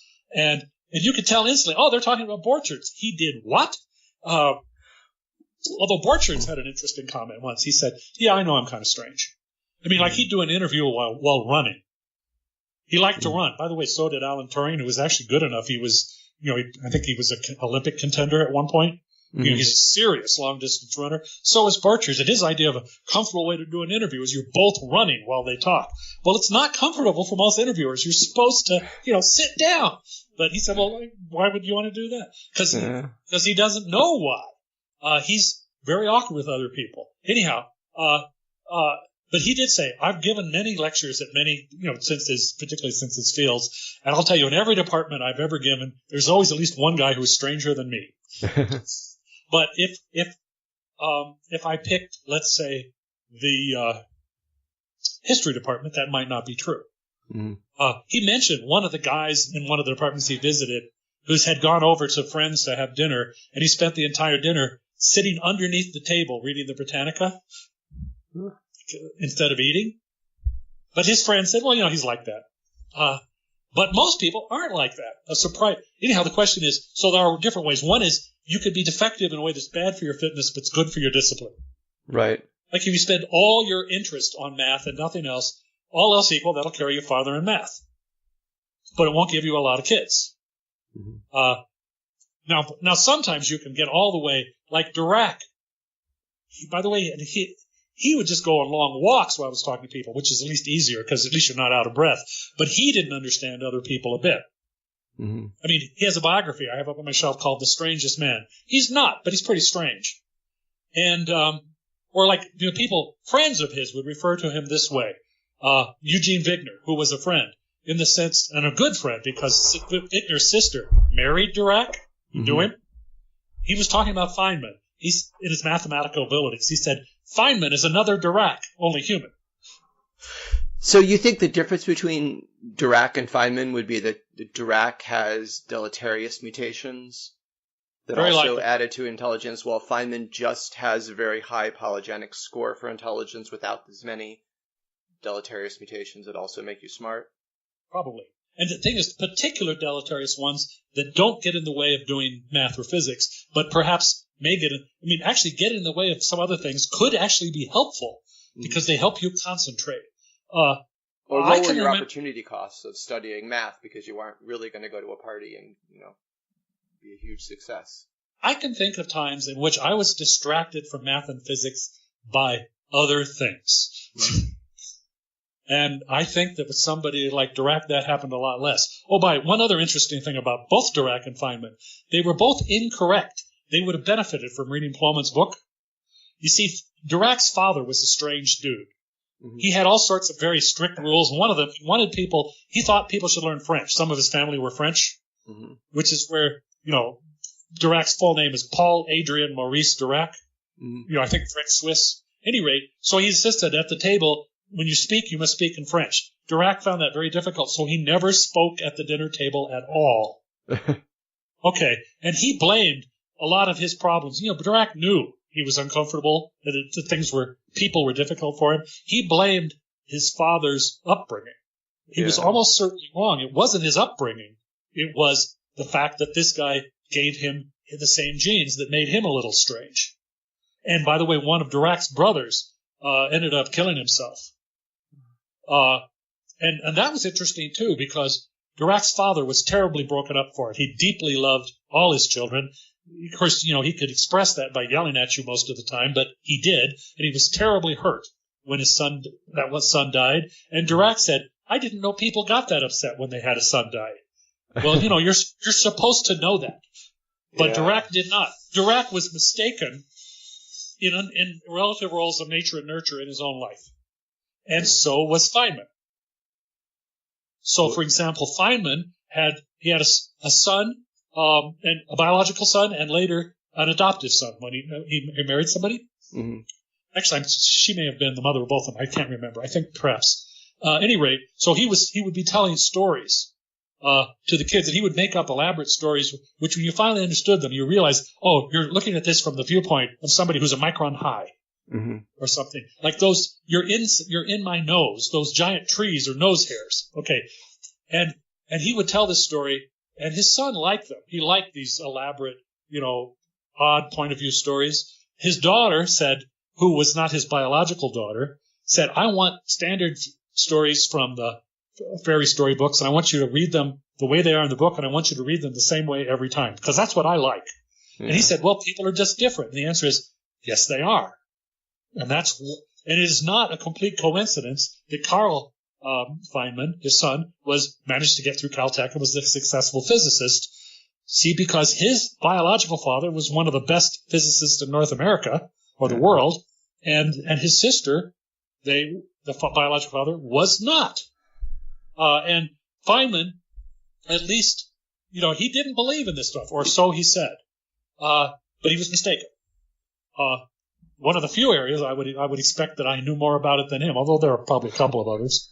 I could have told him, try not to have an affair with your colleagues' wives because they will be mad at you. I bet he knew that. He was just willing to accept that price. It could be. But at any rate, these things do matter. But, I don't think, was Feynman undistracted by women? The only sense in which he was undistracted by women in the Manhattan Project was he was actually very attached to his first wife, who was dying of tuberculosis. And I think that was from what I hear, that's pretty much all that was on his mind other than work while he was on the Manhattan Project. So he was probably only distracted by his sadness. Yeah. But at other times, sure, who knows? But I've heard of guys who like Schrodinger evidently came up with the idea for the wave equation while on a vacation with his mistress. So, who knows? He wasn't like Dirac. Oh, by the way, as I said, Dirac did finally get married. But, the key step where his strategy worked, first win the Nobel Prize. Well, see, because you're going to hang out with people like Wigner. His sister probably could put up with physicists. I mean, they weren't all as strange as Dirac, but they weren't, dead average. And she's thinking, I have a couple of kids. Will he be a good provider? I said, well, I don't know. He's already won the Nobel Prize. He probably should be able to get some kind of job. Yeah. And her brother and him were friends. So if you pursue the genetic specialist thing to the point where you become world famous, yeah, it works. But that doesn't explain why it exists, because it rarely works, okay? I bet you other people who spent all their time concentrated on something and they didn't win the Nobel Prize, okay? Anyhow, I think that it's really true. There are cases of people where at least part of the explanation for what they're doing is something that is really, from an evolutionary point of view, an unsuccessful. It's not even a strategy at all. It's just a mistake. But we, individuals and societies can sometimes find a role for such people, and it's good to do so. I mean, well, here's one. There are mutations of collagen that make your joints hyperflexible. Okay, so and this is actually bad because over the years you tend to get bad knees. Tendons are too easily stretched, right. That sort of thing. But on the other hand, suppose we had a job where you had to, crawl inside this incredibly tight space to get to something and fix it that needed to be fixed. You might be the only guy who could do it. Or you could be a contortionist in the circus if we still had circuses. But the point is, sometimes these things which are not really good on average, people find something to do with them. Okay? And I'm all for it. I mean, it's good that they can get a job. I mean, it used to be, not so much anymore, but it used to be, there were a certain number of industrial jobs where, unless you put a lot of work in it, the workplace was naturally extremely noisy. Yeah. I mean, dangerous to your hearing. And sometimes, like a boiler factory or something. And they would say, sometimes they would hire congenitally deaf people. And you were turning lemons into lemonade. It's not good to be deaf. But, you can do that job. You're not much worse at it than anybody else, and it doesn't hurt you. So, when you can find things like that, it's a plus, I think. But it's interesting for our future. I mean, assuming we do, or at least the Chinese do, engage in genetic engineering for superintelligence, what kind of people will they be creating? What will be the first ways you can do it? Will it be to create people who are seriously weird and unhappy? Well, my motto is to understand these things better so you can chemically induce the things, and then you can only take it on work hours and you can kick back on the weekends and be a human being. That's what I would, and actually I've seen stories, something like that in science fiction. That's probably going to be harder to do, right? Yes, but it would be far more humane. Yes, but it won't be as effective. Let's suppose that the best poets have a touch of madness. Do you think they enjoy the madness enough to justify the poetry? Particularly the part where they kill themselves? Probably not. No, almost. But the other thing is, you can have people with all of that, and you're almost a successful poet, but you got all the misery. Yeah. I would bet a humane.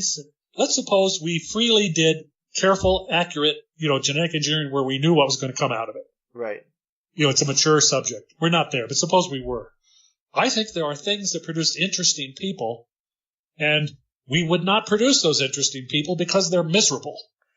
So, but let's imagine that the Chinese government isn't quite as worried about that. They more want to produce top scientists. Would they have an enormous advantage over the United States if they're like, well, we are willing to tolerate some people not being very happy? Maybe. I mean, let's suppose we're going to create 1,000 people whose genome has propensities that are sort of like, Boltzmann. Boltzmann killed himself. Dirac, I think Dirac ended up kind of happy after he got married, but I don't think being Dirac most of his early life was terribly comfortable. Okay. I mean, I don't think he didn't kill himself. He wasn't in. Or how about Dirac's brother? Dirac's brother, he doesn't get famous and he does kill himself. Terry Tao has a brother who's severe, who he can play chess, but he's autistic enough. He can't do other things. I bet he's not very happy. Now, Terry Tao may be fairly happy, and I certainly hope so. Mm-hmm. But I've talked to people who had friends in the program. They said, yeah, he's a little odd. His brother's a lot odder. Mm-hmm. How many people would you want to make miserable in order to create the heights of culture? I doubt if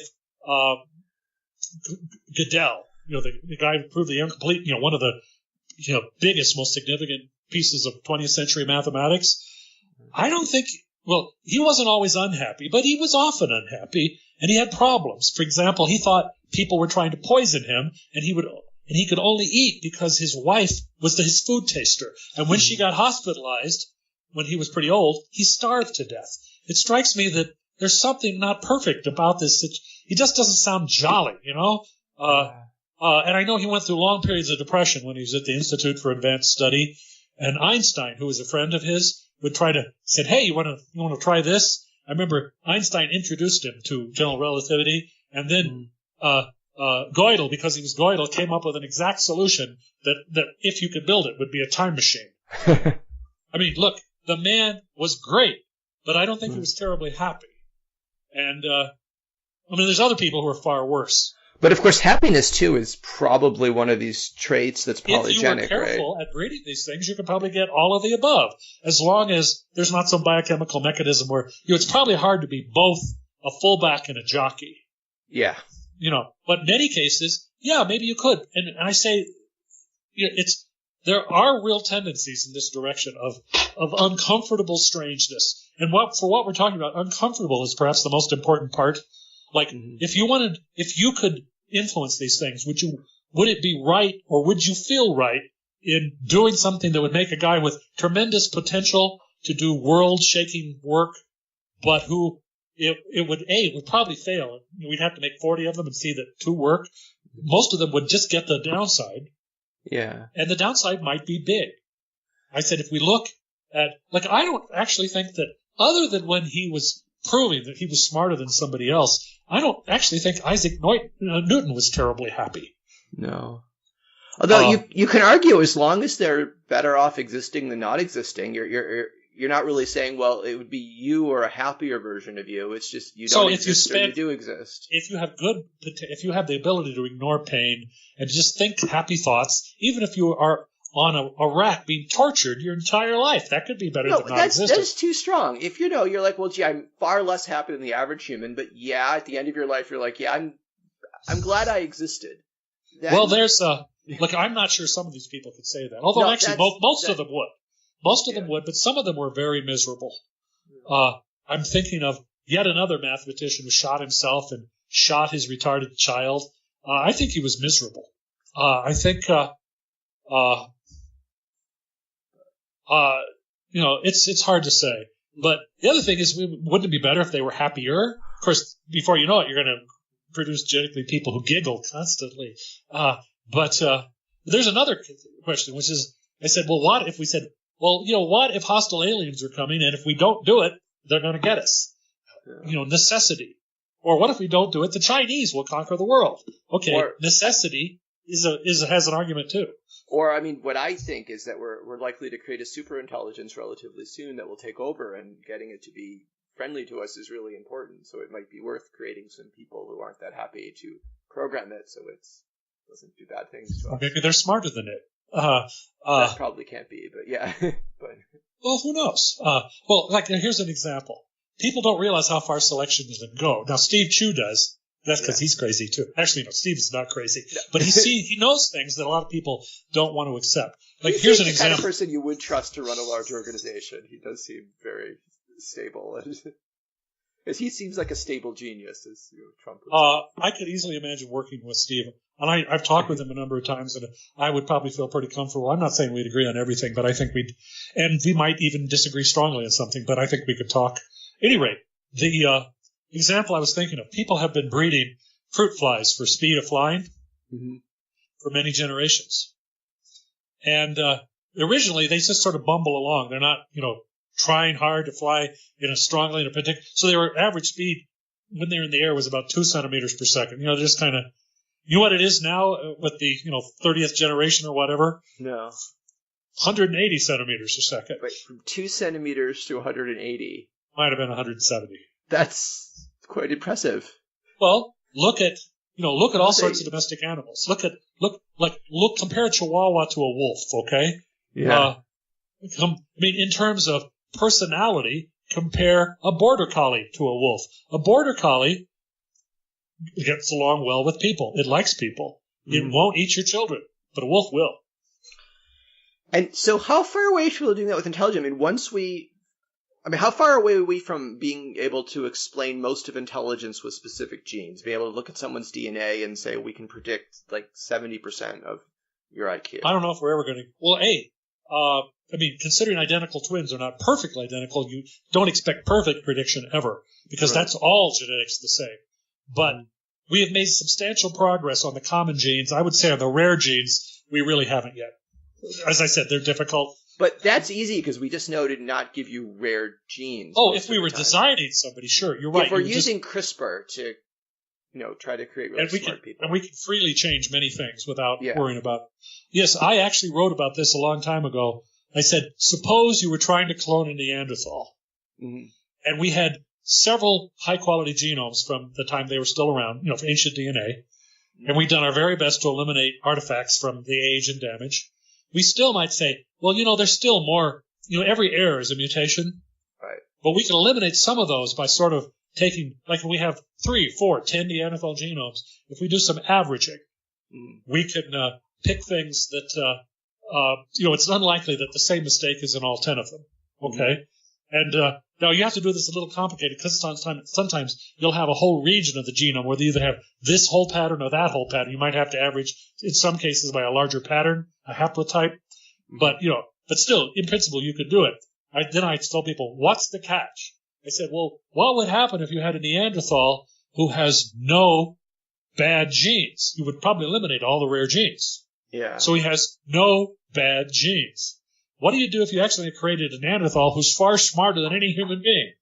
It might be, I said, we've all seen this movie several times. I said, for that matter, what if you took a chimp and got rid of all the bad genes? He'd be smarter than any chimp. Maybe he'd be smarter than us. Now, I doubt this. Neanderthals are probably much closer. Right. But I said, but the neat thing is you can imagine doing, by a guy who knows no theory, you could probably do this by accident. And that's a classic beginning for a movie, is when people create something cosmically important by accident. So we should take John von Neumann's DNA, then get rid of all the bad parts. Of all the mutations, and then get us something. What do we do with the part that made him had a real propensity to stare at women's legs? Can we leave that part, or should we? I don't know. Does that come from the bad genes, or? I'm asking you. Let me go back and talk about some of the things. We covered most of it. I said one of the things is that he needs to think more about genetic theory. Like he was saying, well, probably schizophrenia is just the edge of the distribution. And I think it's the people who have the most deleterious genes. That's a different way of thinking of it. And of course, I think if you're right, it's still hereditary, right? You still inherit it because your parents have those. But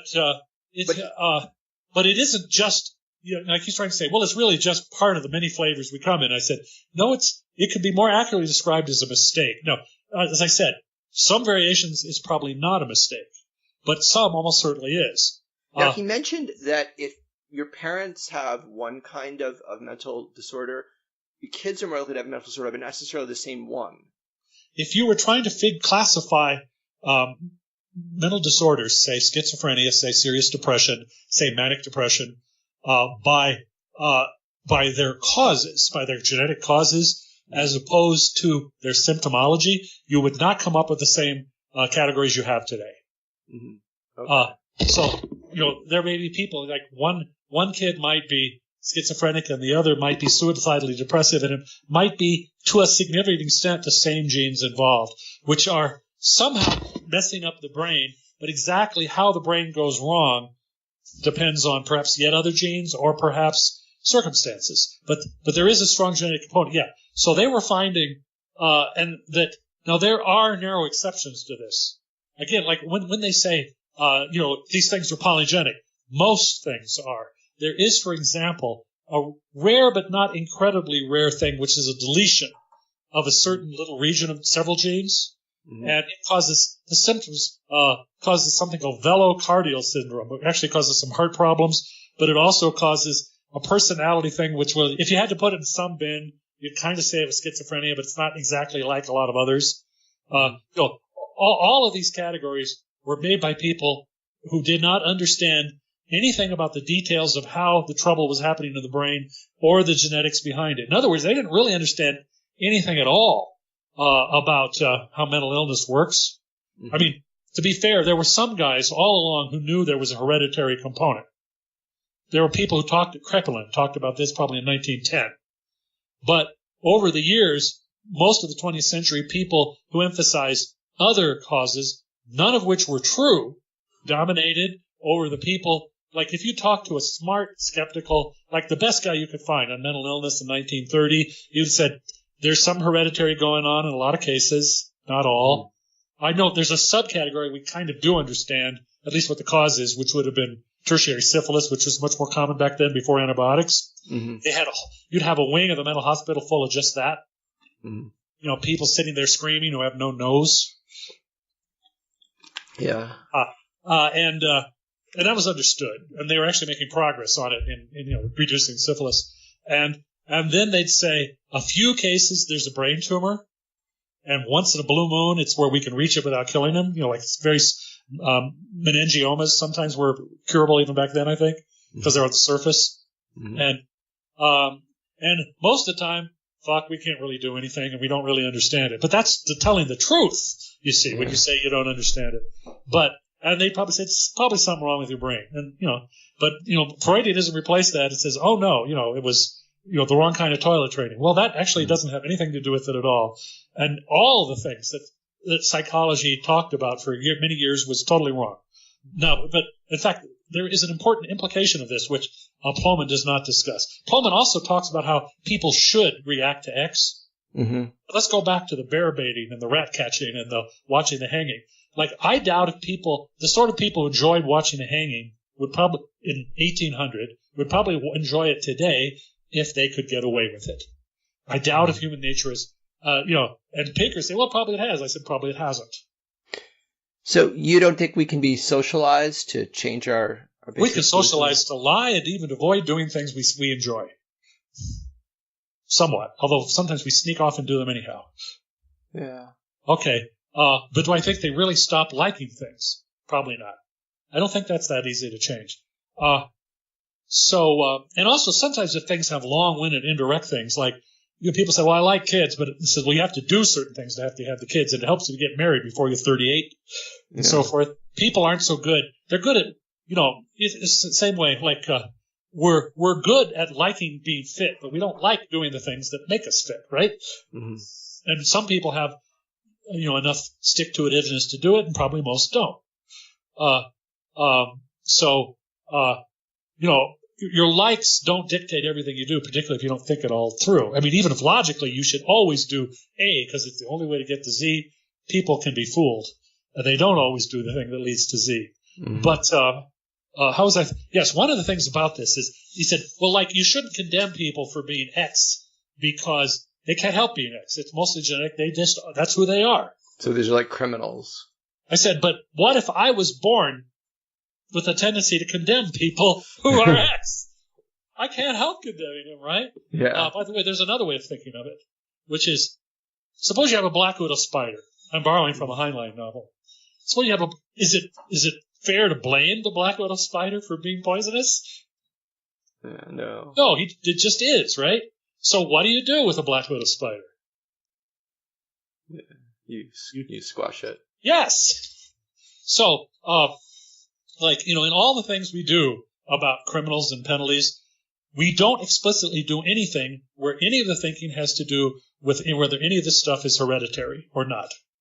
Mm-hmm. We never do it. But it's a fact, and generally, practical policies work better if you take account of all the facts. Well, this is one where we never, ever do. Here's one. I would be against conjugal visits for mass murderers. Do you see my point? Yes. Or let's say guys and I would be even more, let's suppose we constructed a polygenic risk score for being a mass murderer. This is tricky because we need an awful lot of mass murders, but let's suppose we did. And let's suppose that we said, not only are you a mass murderer, you are just more naturally born a mass murderer than anyone else we've ever seen. If you had a kid who was was halfway between you and normal, he'd still be a mass murderer. Well, no, but let's address this head on. You are talking about eugenics. Sure, but the point is, it works. I mean, like millions of times. Actually, every time somebody mentioned eugenics, they said, there's discredited pseudoscience of eugenics. But it works. Of course it works. Done properly, it works, and it would work better today. It would have worked. The Romans could have run it if they'd wanted to. It would have been easy, but it's easier today. The reason it wasn't easy is because people fight back, and they're a lot better at fighting back than a sheep, and because human generations are long. But it says, could you breed for particular qualities? Sure. I mean, what about all the people who say that they didn't? Well, they're dumb or they're lying. None of this is impossible. Every single time anybody says anything about this is impossible, they're just lying. I should mention, and Pullman does not mention anything about eugenics. He just says, well, he's certainly not endorsing it. With questions like eugenics. But of course, it does have something to do with questions like eugenics. But, Pullman has stuck to a particular rule. Now, when he didn't think enough, in my mind, about mutations as a cause of deleterious syndromes, I think that's, you're not thinking in quite the right way. You can understand it better if you do. I criticize him, not in a hostile way, for not clearly thinking that way, for not thinking in terms of strategies and in terms of evolutionary fitness. But when he says, I won't talk about A, B, and C because it'll get me fired, and when I know that it would have gotten him fired, I'm not criticizing him. What he's implicitly saying, I can't talk about that. He's right, he can't. Right.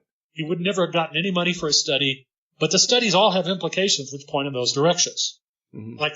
Suppose, for example, suppose you were a guy who wanted to have smart kids, which, by the way, is for most people, I think they kind of like it, but it's not a huge question on their mind when they're courting. Right. Let's suppose you had two girls, and they had exactly the same grade point, and they had and they looked alike, and you liked both of them and all that stuff. Mm-hmm. But they had the same test scores. But let's suppose in one case you knew a lot about the mother and father and relatives, and you knew that all of them did well. Yeah. And in the other one, you didn't know it, but they didn't. In other words, she had an unusual combination, and perhaps an unusually favorable microenvironment when she was developing. Mm-hmm. The odds are you'll have smarter kids with the girl whose relatives are all smart. Wow. And you can compute those odds, and there's the probabilities are significantly different. I mean, you could, but it's more likely, okay? Mm-hmm. In other words, what you're doing is you're trying to recreate a highly accurate version of that polygenic risk score. But tomorrow said, oh, hey, the dating service I use, you always have to go through 23andMe, so you get to see her polygenic risk score for a number of things. Like, Pullman talks about his for a number of things. Mm-hmm. He worries a little that his Alzheimer's risk was kind of high, but he said, no, was that it? Or was it a different thing? No, his schizophrenia risk was kind of high. Right. Not his Alzheimer's. And that was comforting because he's getting old and Alzheimer's is scary. And the other thing with schizophrenia, if it hasn't shown up noticeably, it's probably not going to. It's kind of an early onset thing. It's age 18, not age 85. Yeah. And he said, it says he's had a tendency to gain weight. He said, I have to fight it all the time. He said, you have a tendency to be tall. He said, I'm 6'5". Okay. Mm-hmm. Most of these things, but by the way, some of them now and then you can do something about. Or you could do something about if you're 100 times more determined than you actually are. I think it'd be really useful to know if you have a high polygenic score for being an alcoholic or a drug addict, because then you could perhaps have parents saying, look, basically treat alcohol as something you're allergic to. It might work on some kids. There is truth in that. And, I have seen a pattern. I don't know if it's enough to have statistical validity, but I've certainly seen cases of somebody who is a horrible drunk and his kids just won't touch it at all because they're afraid of it. Yeah, and that's very good strategy. I mean, like my father's family didn't drink, and I once heard, and this was all, like at this point 100 years ago, there was somebody there who drank, and everybody said, boy, we don't want to be like him. And at this point, I don't even know whether it was on his mother's or his father's side. I mean, the information got lost as who was supposedly the drunk, but, none of them drank. Mm-hmm. Now, you have to think maybe they weren't the most prone people in the world if none of them even ever had a problem with it, considering he had there were 11 kids in the family and none of them ever became much of a drinker, but they worried about it. Now, I would guess I can think of other people who I think have managed. Well, here's another one. People who have not, historically their ancestors have not been exposed to alcohol in significant amounts for very long, tend to have higher risk for alcoholism. Mm-hmm. But it's possible to know that. Right. And for example, Navajo have higher alcoholism, and it looks like it's mostly genetic. The people who have had alcoholism, have alcohol available for thousands of years, long-term farmers, they tend to have changes that increase the amount of toxic byproducts, either by creating them rapidly or destroying them slowly. And that means that when you drink, you feel lousy, which is nature's way of keeping you from being a drunk. Mm-hmm. And some of these are, like there's one in China that also makes you flush red. Everybody knows about that one. But there are others. But you have populations which have not been drinking long. They don't have these. Mm-hmm. And so American Indians, particularly ones I would guess outside of Mexico, farming is fairly old in Central America. But let's say in Canada, nobody was farming in Canada 1,000 years ago. Yeah. Some of them were 500 years ago, just a little bit. It was just starting. But anyway. Point is, they don't have much experience with it, and they get drunk. And there are a lot of Navajo just refuse to drink at all because they're afraid of it, and that works. Yeah. If you don't drink at all, you can't get in trouble from it. Suppose we invented a new synthetic drug that was addictive to most people. It would still be possible to avoid it by never taking it at all. Right. But nobody would at first would have any innate defenses against it. I mean, maybe people would vary a little, but nobody would be, immune to it, probably. Mm-hmm. So, by the way, this is actually an interesting difference between alcohol and something like, let's say, fentanyl or opiates. See, because the average person from Western Europe or China or the Middle East has a long history of ancestors who have been drinking some. And it doesn't mean they never have any trouble, but fewer of them have trouble. Mm-hmm. And by the way, fewer of them in Southern Europe than Northern Europe. As far as we know, that's because farming is older in Southern Europe than it is in Northern Europe. Mm-hmm. The alcoholism is kind of an Indo-European thing. So, at any rate, what that means is, like, suppose you were talking about drug X, which historically has never been around before. Mm-hmm. There is no reason to treat it as if it is exactly the same problem as alcohol. It has potentials to be different and possibly worse. Because nobody is adapted to it. Nobody's adapted to fentanyl. Mm-hmm. And so I have seen sometimes libertarians who were not fully versed in evolutionary biology, i.e., all of them. Most. No. Not all. Almost all of them. Who would say, well, it's just another drug, and people have enough sense to make these decisions by themselves. And the answer is, well, they don't really. Because these things cheat by directly, prying open the reward mechanisms in the brain. I mean, that brings up another sort of related point. Like in the rationality community, there's a big talk about agency, like how much control do you have over your life? And the idea is that most of us really don't exercise much agency. We sort of go along with that. And this book is really consistent with that, isn't it? That we're not really making decisions. If you knew what if you know your DNA, that's DNA plus randomness is kind of what you're doing. Well, remember when I was talking about the Jim twins, those identical twins who ended up living almost exactly the same life? Right. It's an example. But the thing is, well, I mean, look, I understand that a lot of the senior members of the rationality community are quite fat. I only interact with them online, so I honestly don't know the answer to that one. I have talked to other people who are not. Okay. But why? I said probably for the same reasons anybody else is. And, or like a related comment says, I have not yet met the philosopher who could deal with, he was trying to give a talk, the fact there was a bird flying around the room. Even if he's a philosopher, he still can't deal with a bird flying around the room when he's trying to give the talk. I want that challenge. I want somebody to release a bird when I'm lecturing. I bet I could deal with it. But anyway. Not if I released the bird. Well, it was attacking me. I couldn't. But it was just flying around. You guessed that, huh? I was going to use a hawk. But you said I would release it, yeah. No, I'll use a trained American eagle. You're not even allowed to hit back against it.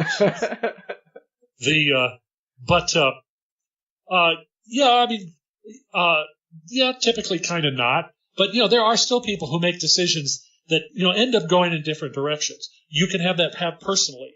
But, a lot of times you don't. Like, one of the things to remember is your desires can be your constraints. Like, he said, well, I just do what I want. I said, but what you want is kind of like you don't drink coffee because you don't like the taste of coffee. You like tea because you like the taste of tea. The way you're wired shapes many things. You're chasing, let's suppose you're attracted to women with a certain look, or perhaps you have a spectrum and there's a certain range of looks, or for that matter, there's even two different looks and you like them. But in every case, there's a fair chance that it's because you were wired that way. Mm-hmm. Yes, that was actually one of the other interesting twin studies. There was a guy who was married to an identical twin, but he had a mistress, which was her twin, which is, I mean, in a sense, that strikes me as kind of pointless. And certainly if you're looking for variety, I said, let me guess, he had a type. And by the way, those two twins hated each other. Yeah. How much agency do people have? And the answer is not as much as you'd like. Although if they did, it might be a society that, who knows, maybe it wouldn't work. I don't know. It'd be different from anybody. You'd want to define agency, right, in a way where a small change can make a big difference in your life. You could read something and yes, I will now do this. Now, I didn't exercise before, but now I realize its importance from this article. Sometimes you run into things like that. But this book is saying that's kind of rare because then we wouldn't. Well, but it might. He emphasizes, he talks about what is, say, within a certain range of possibilities. But let's suppose, for example, new options appeared. Mm-hmm. Well, and you could say, and let's suppose, there is a possibility that you can take a ride in a spaceship and start a colony on a new inhabitable world. And with your genetics, it's 50-50, whether you're going to like it or not. Yeah.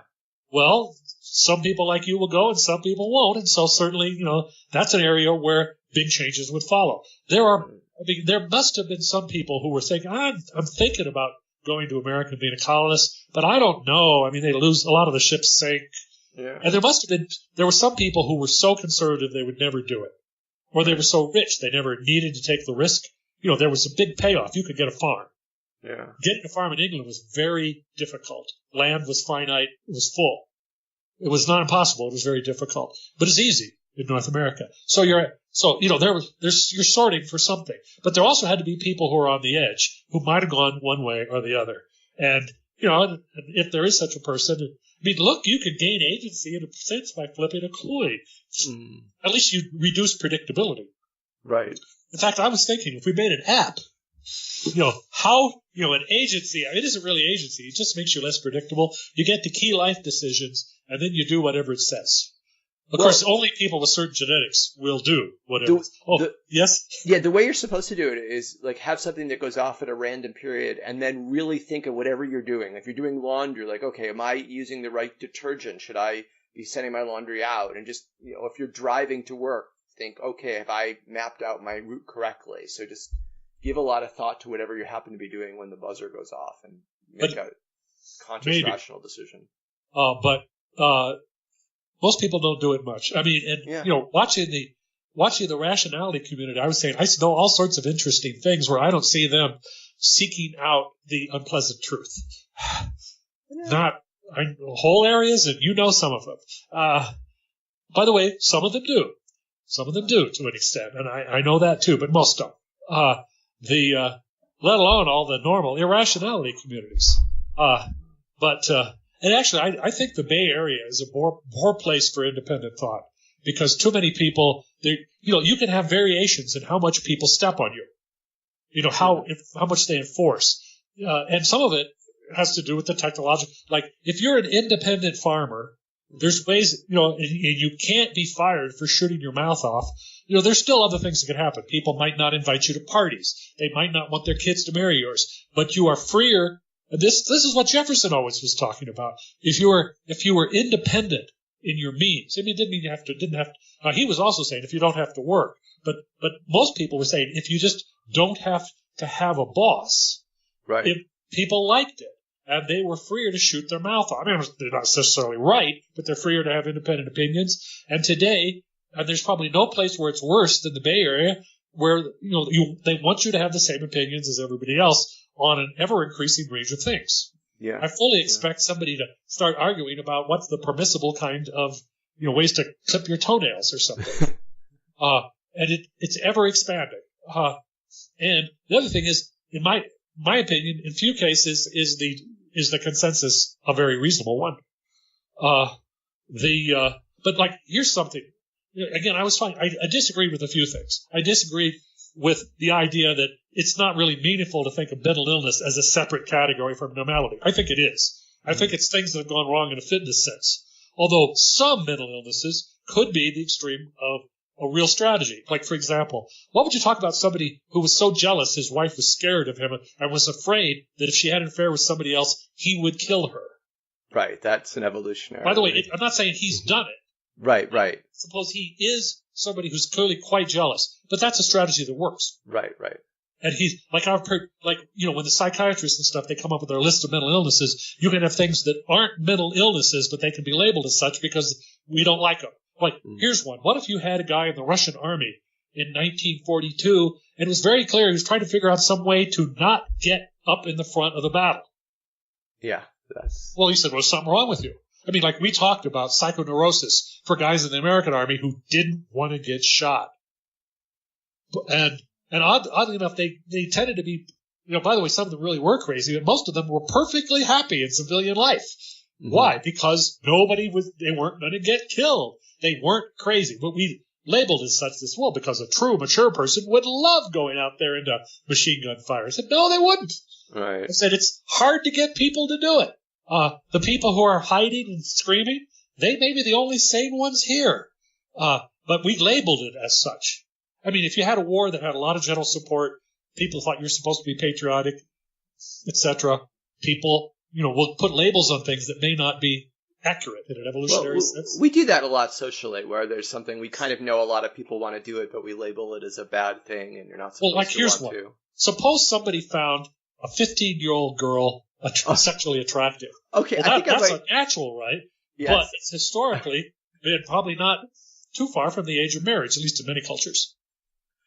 Although there's the argument that girls mature faster now, so what we would, like a 15-year-old, a girl that looks 15-year-old to us would look like 22. It depends. Like, for example, if she was a nobleman's daughter and had just as much to eat as somebody today, she might well look exactly that way at 15 as a 15-year-old American girl would.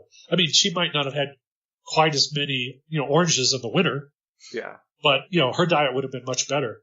And yeah, you might see more cases of people getting involved in sex and stuff, the nobles' kids, because they matured. And it could be several years earlier in some cases. When you with women, it's really the amount of fat deposits sort of determines the timing, fat plus genetic variations. And I've heard of places where the average time of menarche was as old as 17 in Sweden back in the day.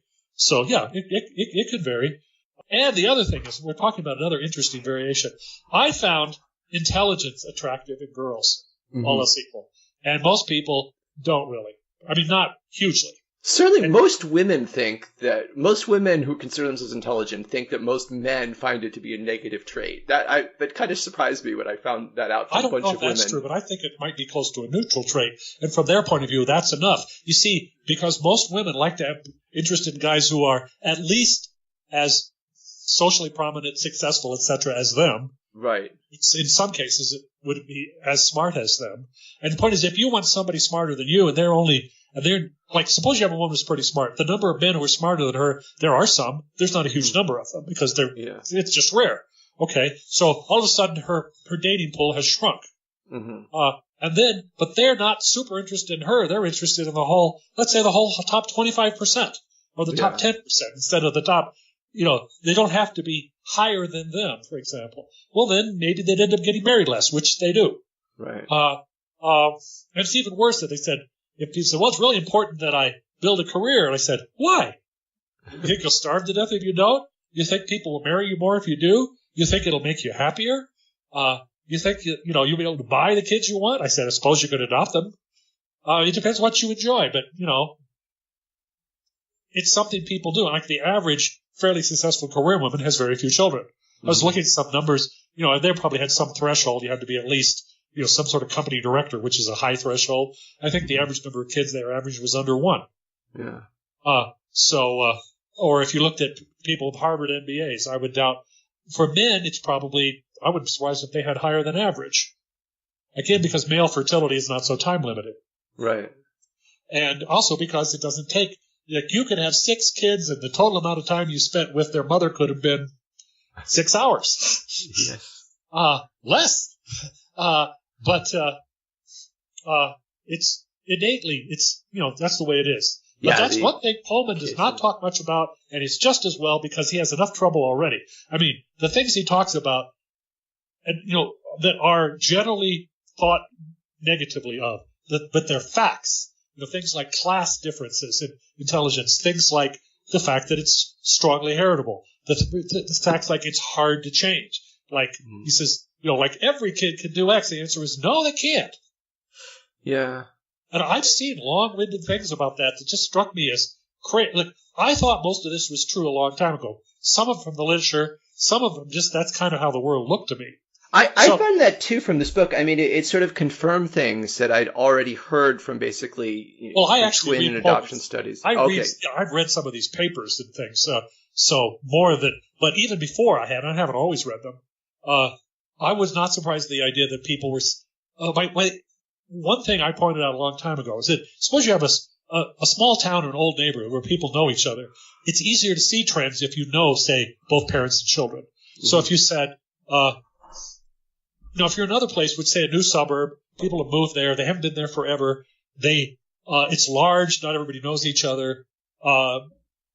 These trends are not as obvious. For example, I was taking a geometry course when I was a sophomore in high school. And my teacher says, well, you'll do well. I said, how do you know? He said, because I knew your mother. I taught your mother. And my mother did very well in all her courses. She was valedictorian of high school. And he thought, well, you'll probably do well too. And now it's not 100% predictor. It depends who the father is and so forth. And it depends whether I got dropped in my head and other things. But it has some validity. Whereas there are lots of people who are taught in school that no such things exist at all. And then when they try, like if I do X, these kids from background X will do just as well. But they don't.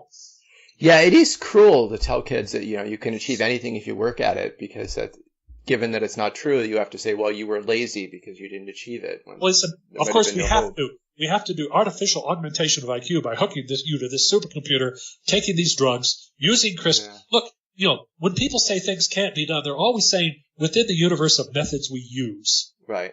I mean, there might, for all I know, there is some method that could take kids, whose genetic potential, by the way we could measure it, isn't very high, and make them do far better than they do now. But nobody knows what it is. I mean, not knowing how to do something is not exactly the same as saying it can never be done anywhere until the end of time. But we certainly don't know how to do it. We have many, and I remember there was one sentence he dismisses about 6 of these at once, which I thought well of him for. It says, you can't do it with 10,000 hours of work, and you can't do it with, by the way, they used to call it positive thinking. Now it's growth mindset. Mm-hmm. But it's the same thing, and it's not true. Carol Dweck is full of crap. It's power posing won't do it. I think that's one of the funny ones. If you just stand in a way that you look kind of awkward, that'll make people, think you're powerful or gee, I wonder if there's a smart pose. Maybe you sit like the Rodin statue, the thinker, and put your chin on your. That gets into the replication crisis in psychology. Do we have to be worried about the quality of the work that went into this book? That people have tried. Replicate? It all replicates. It's all been done 3 times. The general reason that's true is they were finding out things people didn't want to hear. The problem with psychology is almost all of it is things people wanted to believe. Now, by the way, sometimes emotionally, but sometimes just because it would be interesting and would mean I would get some attention. Mm-hmm. Some of these things I don't think are deeply connected to politics or your view of the world or fears about some of them are just, wouldn't it be interesting if that were true? And the answer is yeah, but it probably isn't. Most things are. So, some of the social psychology replication was stuff that wasn't very ideological, and it just, sounded fun. Like if I talk about, glaciers, everybody will walk more slowly or something. Yeah, but they don't. But, I don't see any ideological implication if they did, okay? Or how, that would change everything. But a lot of it was ideological, and to the extent it was probably every bit of it false. So a lot of people they want to believe that school X or variation of school method X, this kind of teacher, it'll make the kids smarter. What do you think made those other kids smart? Isn't that what made Newton start a special? The answer is there's never been any evidence for any of this. But there was evidence that could be misinterpreted. They'd say, well, look, he sent his kid to a private school. That's why he's smart. I said, he made enough money to send his kid to a private school because he's a successful professional X, which means he's moderately smarter than average. Mm-hmm. But he's not real super smart. But again, it's still heritable, and it shows up in his kids. But by the way, it doesn't show up infinitely because, like people say, well, think how smart Group X is. I said, well, if you say 135, the answer is almost certainly not because there aren't many people above 135. So no common profession can mostly be people. I said, our lawyers mostly have IQs of 135 or higher. No, some do. Can it be most? No, because there aren't that many people in the whole country. I may have the wrong number, maybe 145. But yeah, you can't have lots of them. And also another thing, suppose you hear about somebody. We think he's got an IQ of 170. A priori, your Bayesian estimate is no, he isn't. Why? Yeah. Because hardly anybody is. Unless he's a theoretical physicist, you should be suspicious. It ought to be high for a theoretical physicist, but it wouldn't be ridiculous. One thing is, there are websites and things, people talk about the IQs of past presidents. Well, most of them never took a test. Now, I suspect if you looked at the intellectual product of somebody and you could ascertain it was really him that wrote it, and then you worked up some estimates of, how can we relate, like the complexity of what he wrote or various things like that. Maybe you can make some sort of estimate. I don't really think people have quite done this, and other times you just said, yeah, let's admit it. Everybody knows he was smart as a tack, somebody like Jefferson. Even if you couldn't trust him as far as you could throw him, everybody knew it. Well, since people are continually giving off their DNA, it'd be pretty easy to get the DNA of people running for president. And we could but I'm also thinking, right now I'm thinking of history. How would you tell about the past? But I want to say, people make estimates. The estimates are transparently ridiculous. And it says, my guy was smart. The other guy, not my guy, was not smart. That's it. I mean, I was reading one recently. They had an estimate of the IQ of JFK at 152. And I said, yeah, fuck me. And also, see, he's one of the few people where we actually have a recorded IQ test. Mm-hmm. What Twice, was it? I think. 116 and 118, the 2 times he took it when he was in prep school. If your IQ is too high, you'll have trouble communicating with most people, won't you? That's what certain low IQ people say, yes. You don't agree with that? I don't know of any real... It's something somebody said. I've never heard the evidence it was true. Then why aren't most of our presidents at least over 145 IQ? Because there's so few people above 145. But there's a lot. I mean, what? There's a large number. It's just, as a percentage, it's small, but there's certainly, given our population size, so it's 1 in 1,000. So, I mean. Yeah, about that. Well, 1 in 1,000 is enough to really. The thing is, and since we don't purely rank them on IQ, as you may have noticed, they, all you have to do is be better at other things that are more important. And since the average person who is better at those other things is somebody who has a lot lower, because again we're talking against 1 in 1,000, you may seldom see it. Like I would not be surprised if Jefferson was above 1 in 1,000, but most people have not been. By the way, a fair number of them were actually pretty smart guys, and some of them were not so smart. But I claim it is incredibly difficult just by reading them and hearing what they talk to get at least an impression. But most people seem to be very bad at that. Very, very bad at that. And I don't know why. And maybe I'm kidding myself in thinking I can do so. And maybe I'm cheating. I already have other information. Like I said, I've always thought this friend of mine was pretty smart. I said, does the fact you already knew he got his PhD in math from Caltech at 24 shape your estimate? I said, of course, yeah. But not as much as working with him, where he was always coming up with clever things. I think. I mean, if he never did, I wouldn't have said the same things that I said. But it may. But I think maybe I'm better. But a lot of these people aren't trying. When they were trying with Kennedy, I said, Christ, Kennedy wasn't terribly smart. It showed all the time. I've read stuff. He said, you could tell there were whole long-winded arguments where you never knew what they were talking about at all. Mm-hmm. Or somebody was looking at his application letter for Harvard. It sounds just like from an 8-year-old. Although again, standards were lower than you. And he probably didn't write it. I mean, very likely. Any more than he wrote Profiles in Courage. Yeah. Any more than he, which was Ted Sorensen. But people are terrible at it. I mean, I can think of people I don't agree with, but I said, yeah, the guy's smart. I mean, he solved quite difficult problem X, Y, and Z. I mean, he's smart. There's other people I said he makes simple mistakes in his logic and gets basic things in his own area wrong. But see, the average part of his reporters are even less smart. They're not very good at. Well, like here's an example, and this is a guy who I think probably is a pretty decent human being. I've never heard anything otherwise. Tom Bradley? No, not Tom Bradley. What am I thinking? This is a guy that he went to Princeton. Bill Bradley? Bill Bradley, yes. They were talking about running in for president. Mm-hmm. And he was a senator. And I don't think that he raved every moment he spoke or anything. I mean, I doubt if I agreed with him, but, he was, he looked like a reasonable human being. And I also never heard anything bad about him, like he went around kicking cats in his spare time or, handed his, was tormenting his, sitting around, hanging around with his, texting his girlfriend while he was in the emergency, in the room while his wife is giving birth. I was thinking of a certain movie star who was doing this, and even his girlfriend saying, you shouldn't be doing this. You should be paying attention to her while she's having your baby. And I remember thinking, well, that says something for his taste in mistresses, that she's not as much of a prick as he is. But at any rate, Bradley got, I think, 450 on his verbal SAT. Mm-hmm. And what's he was 500 is dead average. So he was below average. Well, for college-bound people, maybe he had an IQ of 100. He wasn't very smart. And by the way, you said, well, maybe this doesn't pick it up. I said, the people who knew him better said, no, that's pretty much right.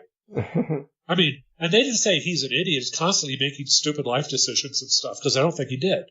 But he wasn't terribly smart. And with reporters, maybe it's very superficial, but I've never seen reporters show the slightest understanding of any of this, or rather, few reporters. I I mean, again, they'll say, well, the discredited pseudoscience of eugenics, I said, works perfectly. What's your problem? I mean, can we predict in a useful way? Could we breed for people who are more intelligent or funnier or prettier? We can do any of those things. We don't, but we could. And we probably have accidentally, because of life being different in different parts of the world at different times, I would not be surprised, as I said, if Eskimos were just kind of cautious about things, in a world where unpredictable danger was fairly common, to where the fraction of people who were killed by their way of making a living as opposed to killing, like another set of people, they're probably more cautious about running into an enemy tribe. The Eskimos had some of that, but they had more of this just life danger from from the weather. So, I mean, could that vary? I said, sure, it probably has. Or at other things. I mean, we certainly know that there's been, evolutionary change in response to everything else. Why not changes in culture? But people are, reporters, they are sort of ideologically don't believe it, and I don't think they actually know. I read a book, and this was a guy who later wrote some books that people are interested in. I'm trying to remember his name. He was a Wall Street Journal reporter, but he wrote a book about a kid who was going to a black kid going to a high school in Washington, D.C., and everybody said, this kid's he's gonna succeed. He works hard, he's decent, he does the best in his class. He wants to go to MIT, and we're all cheering for him. His combined SAT was 1,000. He's dead average. Yeah. Now, MIT, this is irrelevant to what I said about whether IT makes you better. It's still hard. Right. It was too hard for him. And they had a special summer camp in which they were trying to help minority groups get into MIT, prepare them, sort of a prep camp. And he went, but he wasn't up. He couldn't absorb calculus that easily. Yeah. Well. And you needed to. Okay. So, by the way, the star of that camp was a kid who was 128th Potawatomi Indian. For some reason. At any rate, a credit to his tribe, I think. But the guy kept writing. He says, well, he could make it. He could make it. I said, there are many things he could do, but succeeding in engineering at MIT is probably not one of them. Why would you think anything else? And it's just strange. There was another thing like this. David Plotz, who used to run Slate. Right. He managed to find some of the people who are in this attempt, the results of this attempt at eugenics, having originally I remember that Nobel paper, Prize. Yeah. He found his suggestion reasonable. Was, they don't feel like, they promised not to reveal identities if people don't want it. And that's fair. And he didn't try to get them, and that was right. But he said, but if people want to talk to me, now that I mentioned the place where many people might see it on the internet, I'd be interested in seeing how it worked out in the cases where, people feel like talking about it. So we got to talk to, 20 of them or something. And none of them fathers were Nobel Prize winners, but they tended to be guys who were very accomplished. Yeah. And guess what their kids were like? Very much more accomplished than average. Now, I think they had one negative because I figure their mothers were nuts. Or at least highly unusual for picking this path. Right. I mean, the only kind would be, the kind of a reasonable case would be is they were married, they wanted kids, and the father was infertile. Right. Then going to this one wouldn't have been too crazy, although it still would have been unconventional. Yeah. But, I'm just a single mom. I'm just going to find some incredibly smart person to be the father and never hear from him or anything. It's probably silly as well as unconventional. At any rate, those kids were on average they were doing much better than average. I must have averaged at least in many traits, at least a couple standard deviations above average. But Plotz wasn't convinced. Nothing on earth would have ever convinced him because he didn't want to. He knew this would have, he knew about the, discredited pseudoscience of eugenics, but it works perfectly well. There are people who are probably immune to this. Dog breeders, horse breeders, professional animal by the way, all sorts of geneticists would tell you it was impossible. Now, the better ones would be lying. Now, suppose we ask Pullman, right, with this, here's a imaginary thing. This is sort of based on, that Heinlein story. In that Heinlein story, we had a guy who made a lot of money, but people in his family aged rapidly. He died young. He left a huge fortune to a foundation whose goal was to breed people to live longer. Yeah, time enough to love, yes. Right. The first installation was Methuselah's Children was the name of it. Okay. Back long ago.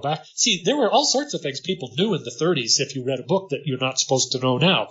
One of them was about people didn't know as many genetic details of heritability, but they knew exactly how to do it because they bred animals and plants all the time, and it wasn't generally forbidden to know it. Okay, Yeah. So in this Heinlein story, what they do is they try to find people who have ancestors that have lived unusually long. Mm-hmm. That's how, because obviously you can't wait till the guy himself is unusually old because it's too late. So you pick, and then you bribe them to marry women with similar heredities, and then you would try to find their descendants. This is running over a long period, and then you're inducing people. You're not compelling anybody, but you're saying if you do this, like we'll have enough money, all your kids will get scholarships to college, that kind of thing. You'll be a lot more comfortable. And we give you a list of people, not just one person. All you have to do is just, why don't you date one and see if you like them? Right. No, Heinlein was something of a libertarian in a complicated, confused way, strongly influenced by whoever he happened to be married to at the time. Mm-hmm. Because he was once a left libertarian, and then he was a right libertarian after he had to get rid of the first wife because she was crazy. But at any rate, the point is, would this work? And the answer is, well, sure it would. Now, how fast it would work would depend upon how heritable lifespan is, and it is some, but it's not as heritable as height or IQ. So it would take longer to change, but you could do it, and people have done it with experimental animals. They've bred fruit flies that live 4 times as long as a regular one. Mm-hmm. Now, they sort of take a trade-off. I think they mature more slowly, and I think they have fewer offspring, but still, some. Yeah. But yes, it's doable. I said, could you do this with people if you were a dictator and had unlimited time? The answer, sure you could. Could you breed people to be smart? Sure you could. But now it's worth waiting for CRISPR, right? We're probably close enough to... I don't know that. How about something we're doing tomorrow? Let's suppose you had a young person who was looking to get married and have a family. What could he do today other than wait for CRISPR, which, by the way, could easily be at a point where, he's 40 or 50, which is embryo selection, we have that already. I mean, I don't know if it's been done using these, but it could be done using these genetic risk scores. Right. It probably could. It's expensive and a pain in the butt for the woman. That's true. But let's just be old-fashioned. What could you do without that? And the answer is you'd be looking for somebody who had the qualities you wanted, and unusual amounts of them, and whose whole family did, because you can estimate better how much of it is genetic by looking at the patterns in her relatives. But this was all something you could have done hundreds of years ago, maybe thousands. But I don't think there's any evidence anybody ever systematically did. I know there are people who say certain people did, but I've never found any evidence it was true. Like, I can find evidence people said, well, Jews made sure that they wanted to marry the most famous scholar. I said, mention one of them. I said, you mean like Gershom? Well, no, but, he married, he had only one daughter who survived. What about this one? Well, no. He was kind of poor. And I started going, and I can't find any actual examples of the pattern they're talking about. But if they gave them to me, I would look. Mm-hmm. But part of it is, look, Jewish IQ is higher than average. But there is no group, by the way, that is, in general, more opposed to every single point of Plomin's book than Jews. No ethnic group. You can find occupational groups that were more opposed to it. But they don't like it. They're not right now fanatical practitioners of it because, there's a lot of outmarriage, and I don't think most of the time people are not, you have some powerful rich guy who can make many choices. He doesn't say, I have to have her. That girl is so smart. Yeah. I mean, it could happen. Have you ever heard of an example? Well, I really don't know many examples of how rich people choose their mates, so. Well, you read about it in the tabloids because they're quite comical in many cases. They'll marry actresses. This is sort of the opposite of marrying for brains. They do. I know of no signs that they're, raiding the study dorm for wives. I know of no sign that they're picking all the valedictorians. I can't really think of a single example. Did Bill Gates marry somebody else as smart as him? No. Well, I don't know how smart his wife is. Do you remember that little paperclip thing that would Yes. always be nagging at you? Yes, yeah. That you wanted to strangle if it had just had a neck? That was her project. Well, she must have been reasonably smart to have gotten to that point in Microsoft. I mean, perhaps she was unwise, since everybody I knew hated that paperclip. And I don't see a lot of paperclips around nagging us today. She's also involved in a number of projects with the Gates Foundation, and all of them assume that every line in this book by Plowman is wrong. mm-hmm. So we will try to, we'll try smaller schools, because they'll probably, maybe schools have 300 people in them rather than 1,000. It'll make a big difference. Yeah. What difference did it make? It didn't make any difference. Or we'll try to get, teach a higher fraction of teachers that pass certain qualification things. Basically, you're trying to get smarter teachers. But they also do some things with like malaria prevention, where they're among the most effective charity, though. So, well, if they ever get it to work, I don't think they quite have yet. There are different ways to go wrong. One is to try things that had never had a chance, but it's possible to try things that are worthy but are a little too difficult for what we know. Mm-hmm. I'm not. By the way, if they get a working malaria vaccine, I'll take my hat off to them. It's an important thing. But I think they are already. They're contributing a lot of money to malaria eradication efforts, so they are doing a lot. Well, that's a separate thing than the vaccine. The vaccine is the one that could be just too difficult for our skills at this time.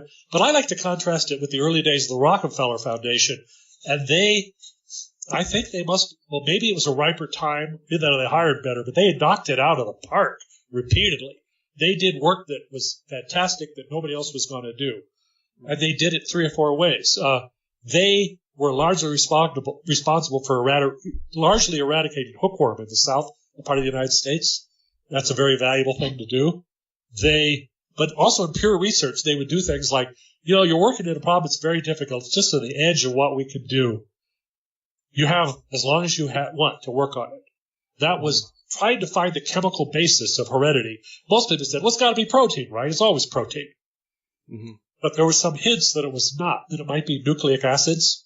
Mm-hmm. There was a way you could take a killed bacterium that had a certain characteristic, and if you mixed it in with related bacterium that did not have that characteristic, some of them would pick it up.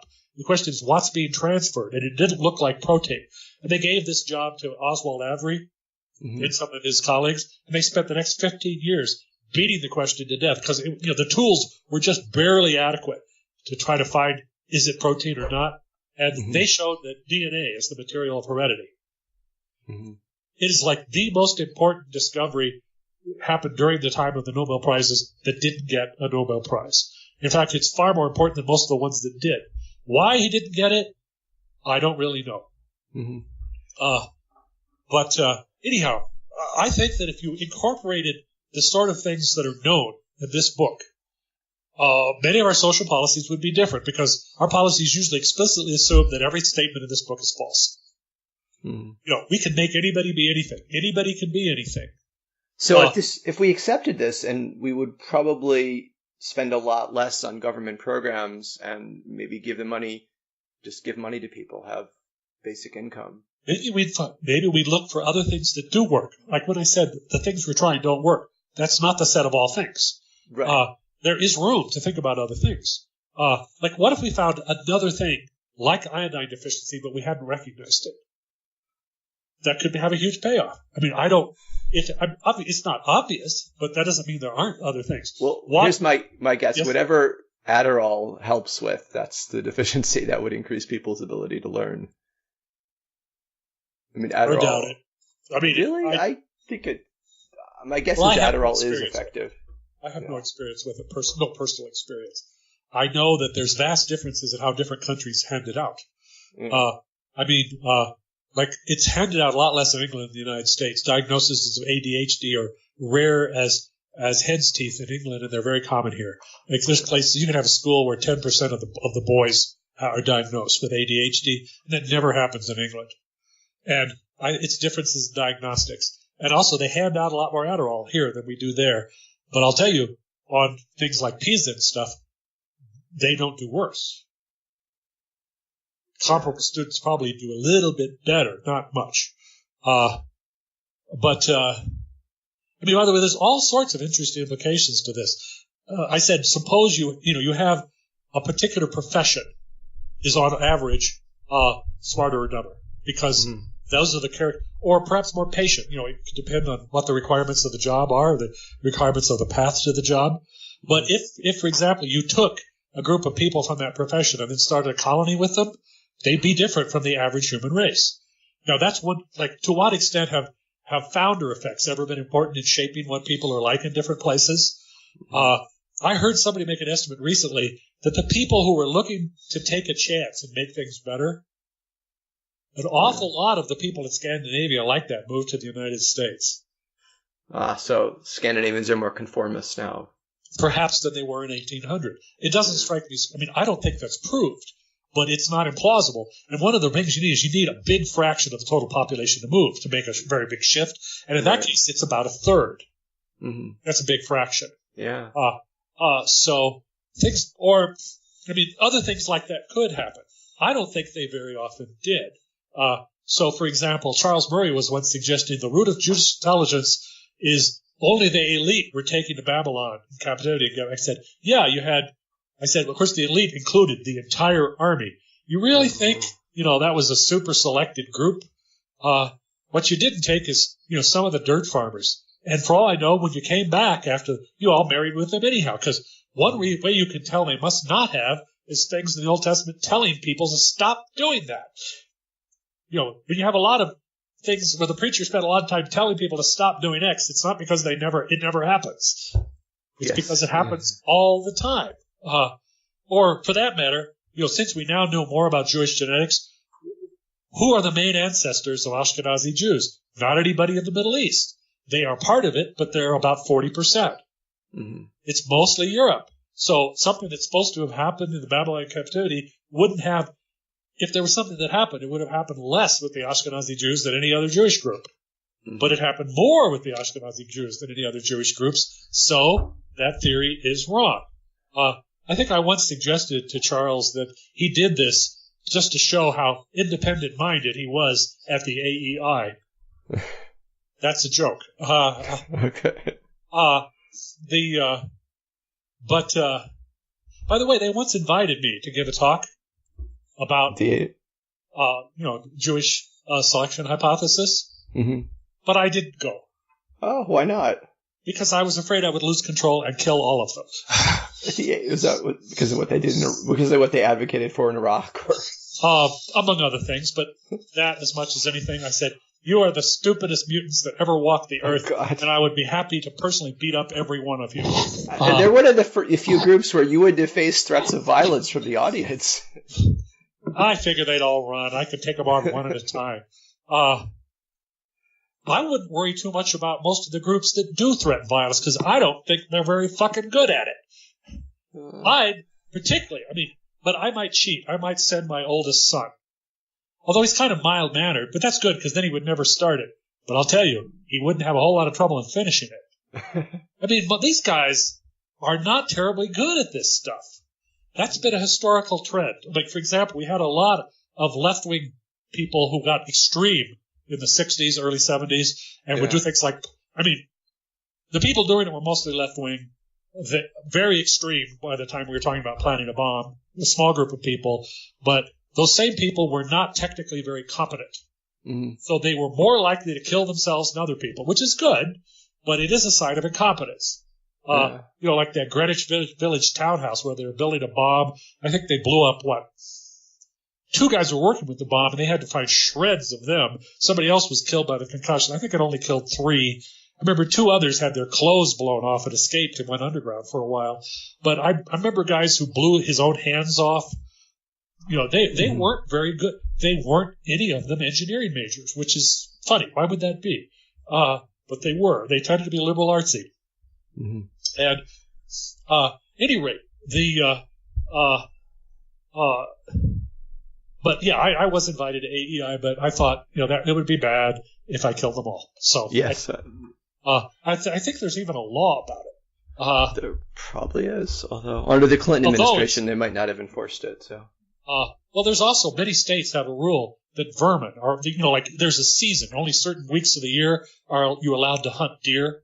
Yeah. Only certain weeks are you allowed to hunt quail, but in some states, vermin are always in season.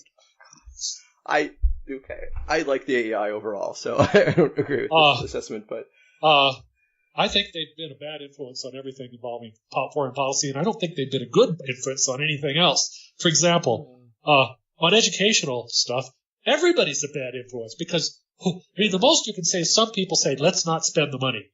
Right. But even they don't understand what's going on as well as a dog breeder. Well, you can't, but you can't talk honestly about this in the public sphere, unfortunately. Maybe this book will slightly change it if it'll inform intellectuals. He pulls a couple of punches, but there's certainly things he says that people don't want to hear. No. Some of them, I think people are more sensitive in England than here. Like if you're talking about average IQ differences in classes, which he's talking about a little more in, but he definitely thinks they're there, and they are there, and that they're here. And they explain why, again, the kids of the lawyers are more likely to pass a high bar than the kids of the non-lawyers. But, and people may be irritated at that in England. I think historically there's been more. Yeah, they're more class conscious than we are. Both positively and negatively. But the whole logical thing, everything, there's a lot of obvious implications. Let's say that shared family environment doesn't make much difference on how you do in school. All right, we should define that shared family environment as the environment that siblings... The things that happen in the family that all the kids experience. Right. Okay. It doesn't have much influence. Like, if you read a lot to the kids, it doesn't make that much difference compared to what their genetics are in the end. Right. Okay? All right. Well, he says, and this is responsible for... why is it that highly educated people, their kids do better? I said, it's mostly because they share those genes that help you be highly educated. It's not much because of the education from the parents rubbing off on the kids, even though they often try. You're trying. I've tried. Yeah, definitely. But I'll tell you, I never believed it would work, which makes me unusual. Yeah. Rather, I thought they might do well, but I didn't think it would be because of my reading to them. Yeah. Well, because I took this stuff seriously more than most people. Like, did I try to send my kid to a difficult to get into school with a high threshold? I said no. I said because I don't think it matters much. Well, let me give you a question. My son, I think he has the potential of being an excellent computer programmer, and he is working right now. He's 13 and he's working on programming. And if he does become a programmer, like doing programming throughout his teenage years, I'm guessing that would make him a better one as an adult. Well, I can tell you a similar story. One of my twins, he got exposed just a little. He never actually read a book, and he never actually had a course. But I said, well, hey, I will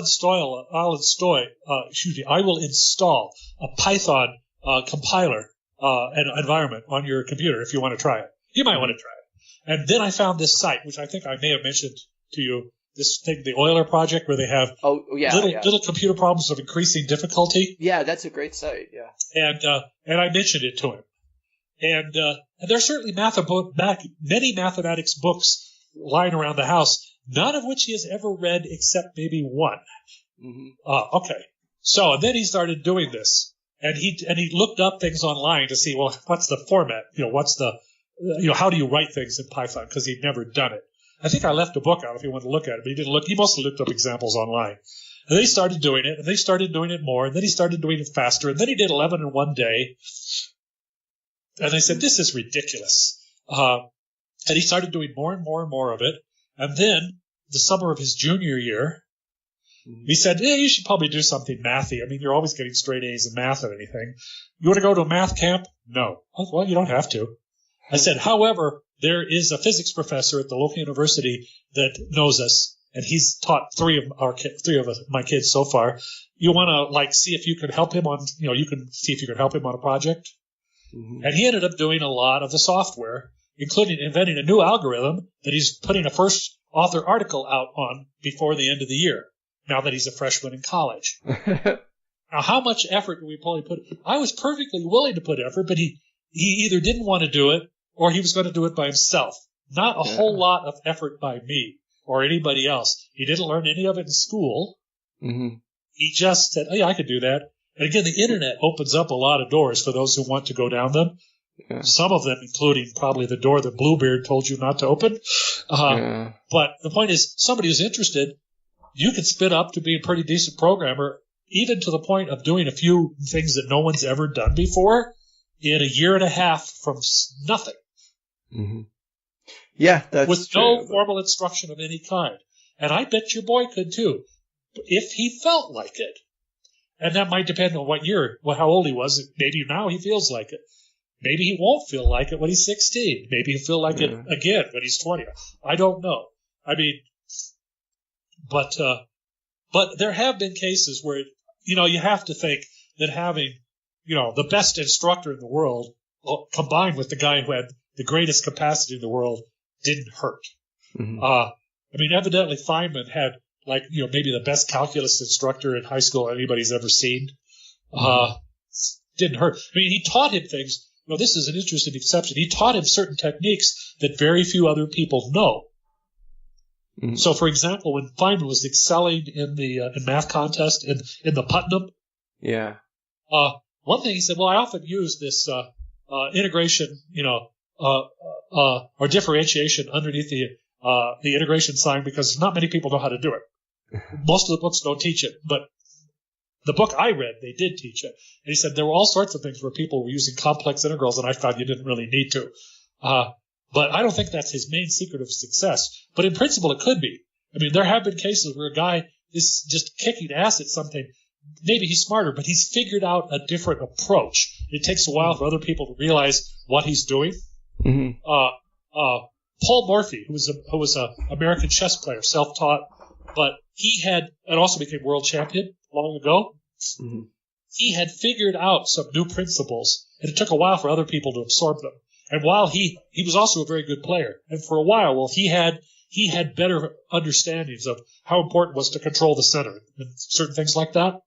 Mm-hmm. For a while, he understood this and other people didn't, as well as him being a damn good player, he could not lose. But mostly people don't win that way. What was another example? Have you ever heard of the Fosbury flop? No. There was a guy who was doing the high jump, and he came up with a completely different method of doing it. He jumped backwards, head first backwards. Mm-hmm. And at least for some people, it's actually more effective. The only problem is you have to have a really good padding at the end or you'll break your neck. It's a kind of a bad idea for teenagers to try this. Mm-hmm. But he won the Olympics by doing something. Or here's another one. You'll like this one. Somebody they were running some ultra long distance races in Australia. Mm-hmm. And 400 miles. Or maybe it was 400 kilometers. Anyhow, a hell of a long way. And there was this 62-year-old sheep farmer who entered. He's probably not quite as athletically gifted as some of the other people there. Yes. But he won. How did he win? He didn't sleep. He had a mutation or something, or some special way I of staying don't know. up? He said, I used to do this every now and then. It'd be the time we had to shear the sheep. We were in a desperate hurry. I'd stay awake for 3 or 4 days while we got it done. And then I'd sleep for 2 days. Maybe he is more gifted in that odd direction, or maybe it was a funny experience. But the other thing is nobody else had ever been nuts enough to try to go for a week without sleep to win a race. So he just sort of shuffled along, not incredibly fast, but a lot faster than somebody who sleeps 6-8 hours a day. Yeah. He beat everybody. Also, he was old. By the way, he was a pretty tough guy. He was in pretty good shape for his age. He was just, a guy who worked hard on a poor farm. He beat everybody. Now, this is the thing that usually does not happen. Most people would win that because they were a tiny bit better natural athlete, possibly combined with better training. But he did it by doing something completely different.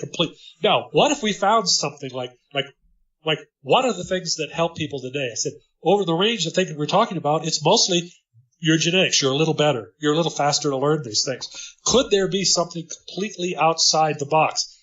Maybe. I don't know. But nobody's looking for it. What they do is they keep doing over and over the things we know for sure don't work, surrounded by rhetoric that's all false. No, there is one community that's looking for it, and those are people who take smart drugs and try different combinations of supplements. Well, I'm sure we'll learn something. Yeah. But, and who knows, maybe it's possible. But I don't think we have really hard evidence that anything has worked yet. At least I'm not aware of it. No, we don't. We don't have evidence. I mean, overall, though, people do report this combination of stuff really helps them. Have I told you my suggestion? I have about breathing oxyhelium. Oh yeah, no, that's a great one. Why don't you describe that? Well, this is a case of logic, and it might not work, but it might work. And there's a little bit of evidence that it might work. It's this.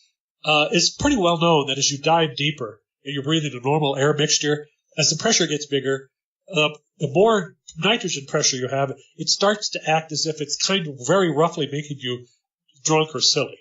Mm-hmm. It's been called rapture of the deeps. It has several names, but divers have to worry about it. You start doing dumb things if you have too much partial pressure of nitrogen. Now, for people who go really deep, they use a different mix. They use helium and oxygen. Helium doesn't have this effect. Mm-hmm. Okay, but the effect is measurable. It's starting to be noticeable. You don't have to go real deep. There's a rough rule, like each extra 30 feet, which is about like an atmosphere of pressure. Yeah. Each extra 30 feet of water depth. They call it very roughly, it's like you had one more martini. Mm-hmm. It's not exactly the same as being drunk, but you can feel it. Eventually, I remember reading some of Cousteau's early books, and they get down to 200 feet, and they say, I bet that fish over there needs some air. Let me offer it my breathing thing. Mm-hmm. This is a sign you should get out of there yes. before you're dead. Yeah. It also helps if somebody else is there, because they may not be quite as screwed up as you, and they may help you get out. At any rate, so the point is, there are measurable effects, sort of like having a drink. If you're even 30 feet down, one extra atmosphere. And I ask myself, what is one atmosphere of nitrogen doing?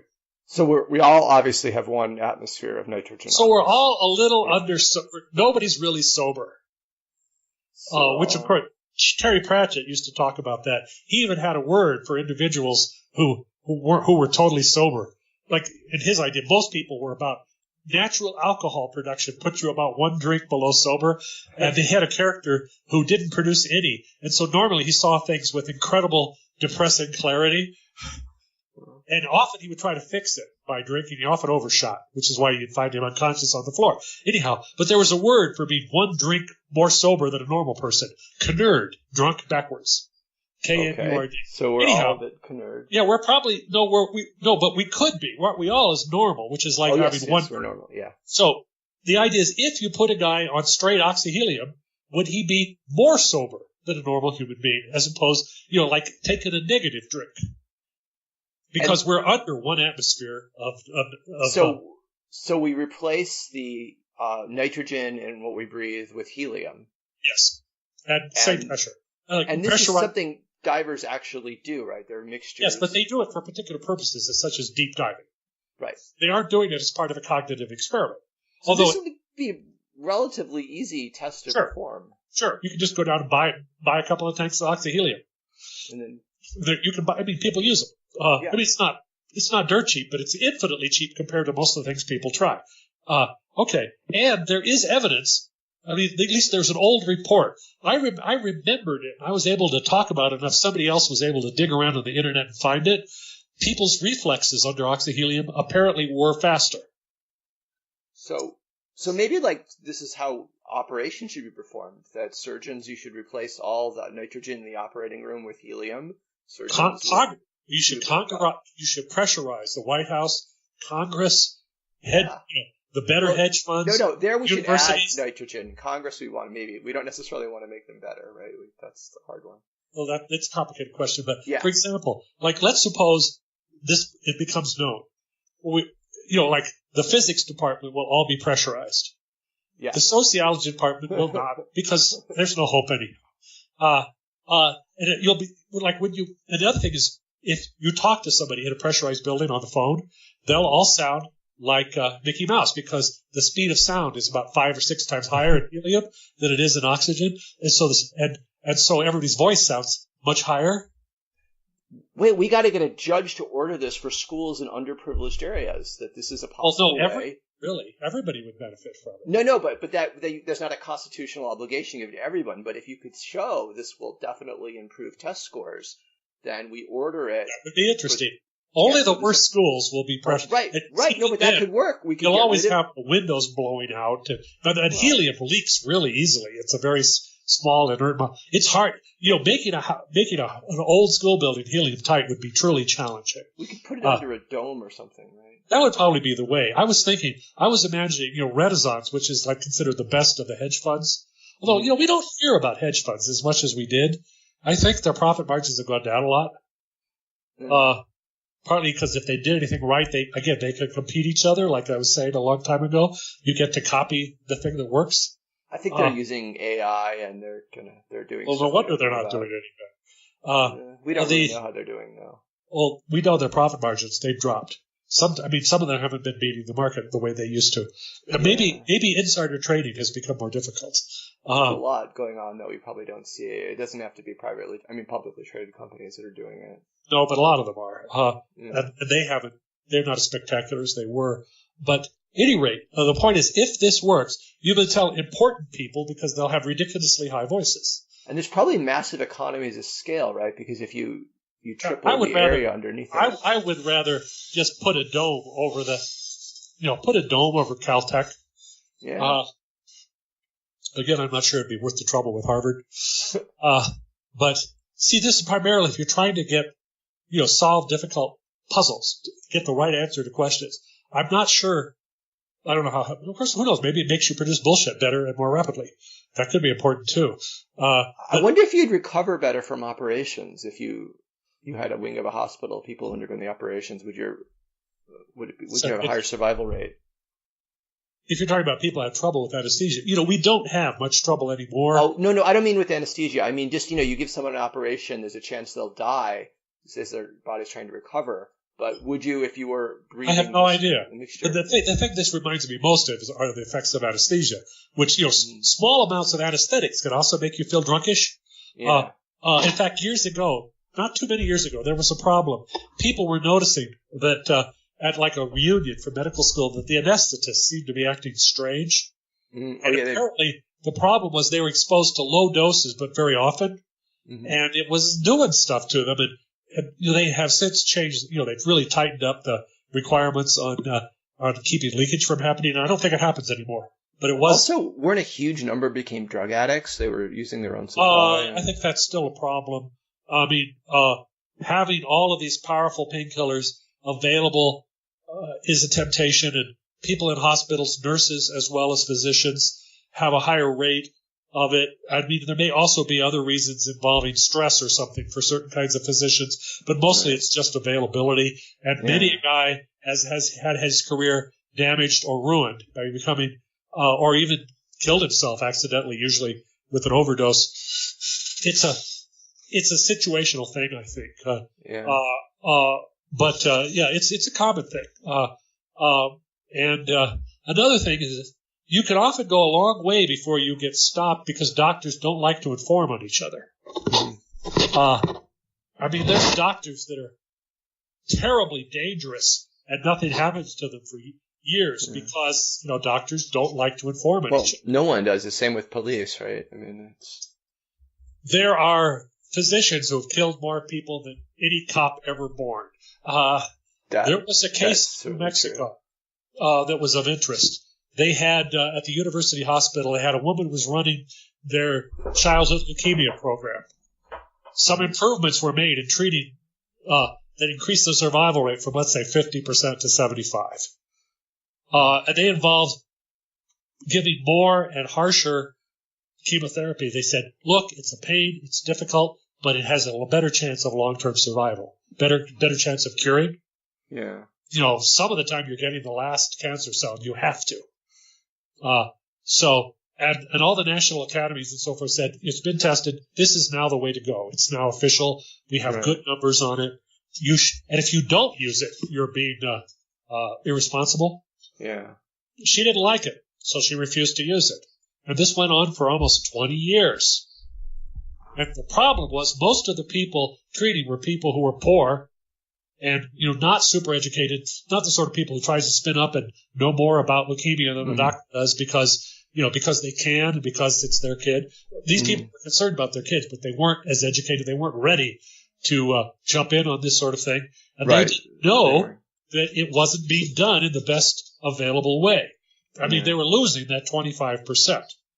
Or, I mean, those are approximate numbers, but it was something like that, and they lost them for years. Yeah. Like 10 years or more. And then and the thing is, when you had interns joining this program, they knew it was wrong because, they could read. Yeah. And some of them were arguing with her, and it went on, and nothing changed, and finally some people turned her in. And then she resigned, and she gave up her medical license, and the survivors sued the university for all the money in the universe. Yeah. But nobody wanted to turn her in. I mean, she wasn't stabbing them, but she was deliberately picking a 50% rather than a 75% survival strategy. And that she was losing a quarter unnecessarily. And although, I've been thinking about it, I said, since we know that in the past medical doctors were not actually useful, but they still did things, it's probably true that the average guy with a big practice effectively killed many more people than if he'd never taken his hands out of his pocket. I mean, things like if you treated pneumonia by bleeding them, which was routine, it did something like triple the death rate.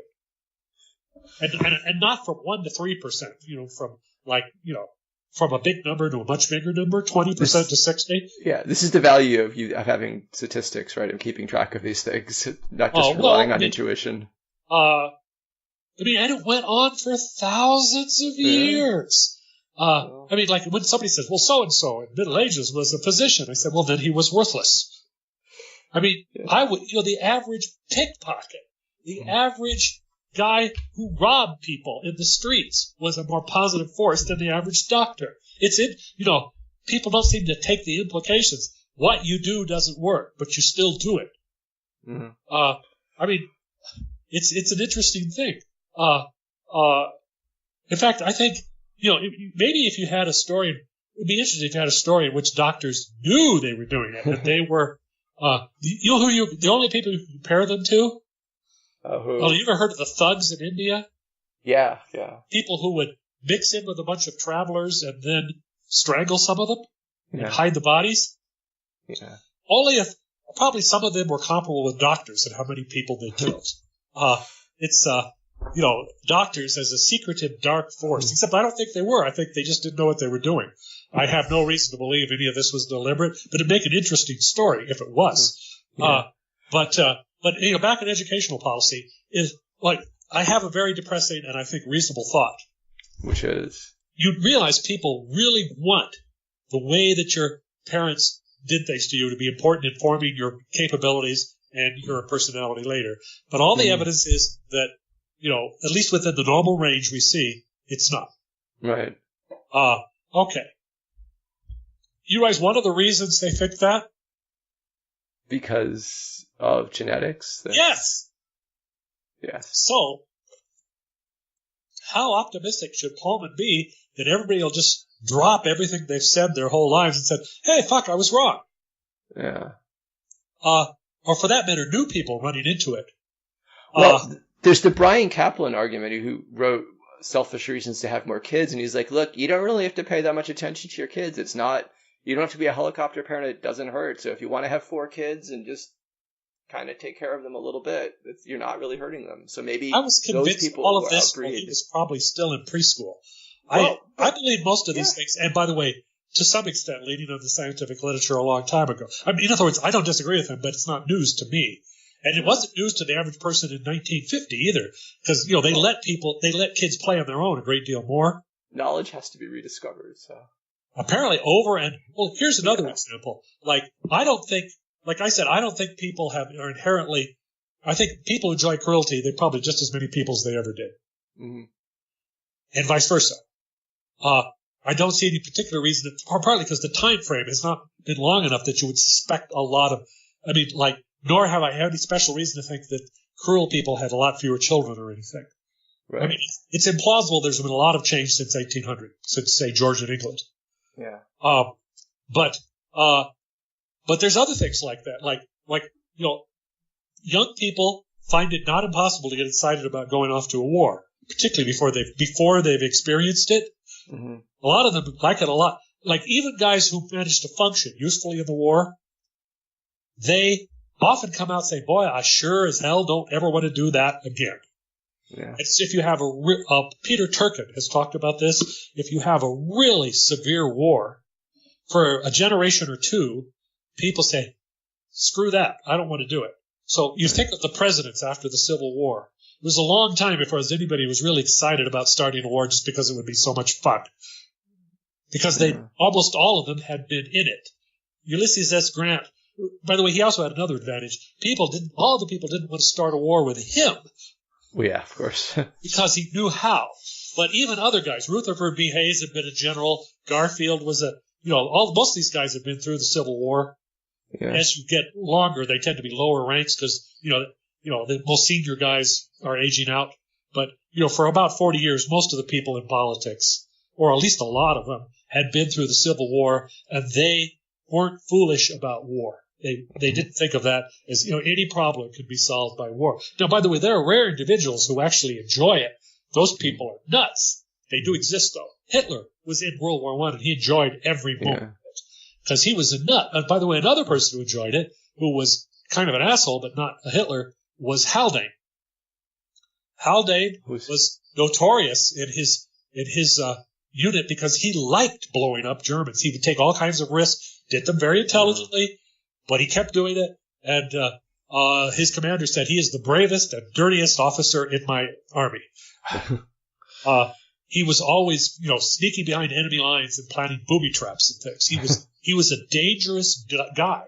But that's very, very few people after World War I enjoyed it. But that peace didn't last too well. It was only, 20 years. Mm-hmm. But the Napoleonic War is a good example where everybody for a long time said, let's be careful. Let's not. Right. This is the last thing we want. I mean, Napoleonic Wars went on for 20 years, basically, on and off, mostly on. Mm-hmm. And Turkin claims that other times in history where you had real serious stuff, I would say after World War II, there was also something like this. A lot of people said, well, I sure don't want to do that. Yeah. And even people you think of as kind of ruthless, I would say the Russian leadership after World War II for 40 years, they had you got a pretty old leadership by the 80s, mm-hmm. But they said, they didn't remember World War II as a whole lot of fun. Right. And, they may have had their ambitions, but they were cautious about big wars. And for a long time, a lot of Americans had experience with of that sort. Harry Truman had been in World War I. He didn't like it. Eisenhower knew a lot about it. Truthfully, after a while, you're getting people mostly, Kennedy, he probably didn't enjoy it when his PT boat got rammed by a destroyer, unlike any other PT boat in the history of man. So PT boats go 60 miles an hour. But I don't think he was trivial about it. Johnson had not really been very involved in a war, but, I'm still, some of it's also just listing everybody else Mm-hmm. Nixon wasn't actually in combat. He was doing logistic stuff in the Navy, like, half of people do. But I don't think he came away saying, yes, this is fun and exciting. I don't think, he was scared of it. And by the way, nuclear weapons may help you be scared of it. Mm-hmm. Gerald Ford was a veteran. I guess he was the last real veteran of World War II who was, but, for a good long time, you have a lot of people saying, let's not. We don't have any choice at all. And I can think of other things like that. We were about to invade, some of this is more personal. We were about to invade Iraq, and Jacques Chirac, who was Prime Minister of France at the time, he'd been one of the guys drafted as a young man to fight in Algeria, mm-hmm. which meant he was sitting around, torturing Algerians to try to get them to stop being guerrillas and stuff. And he didn't enjoy it. And he talked to Bush. He said, don't. However, that was his experience, not Bush's, and Bush didn't listen. And that's also the other lesson of history is by generation, by 2.5, it's not remembered. To what extent do people read books and take the history seriously, in their gut as a feeling of what can happen? The answer is they don't. They could, but they seldom do. So, during World War II, when lots of massacres were happening between the Germans and the Japanese and the Russians, there are all sorts of people say, well, people couldn't be like this. This is, people are better than that. And I said, well, Mongols weren't. Or you start going through the list of other people who weren't.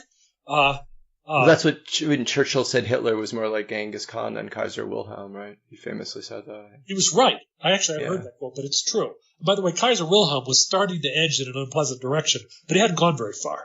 Mm-hmm. I mean, by that I said there were times which they had captured a whole lot of Russian troops in the early days of the war, in the Battle of Tannenberg, when the Russians had invaded East Prussia, and they got beat by better organized but outnumbered Germans. They had a lot of prisoners. And there was talk. Well, couldn't we just let them starve to death? No, they didn't do that. But high up people were talking about it, which is odd. Yeah. I mean, it should have been something that nobody would do. It was against all the treaties and stuff, and they weren't at the edge of starvation. But the Kaiser said, well, why don't we just let them starve? I said, well, and everybody else said, well, no, because you're an asshole. And he said, okay.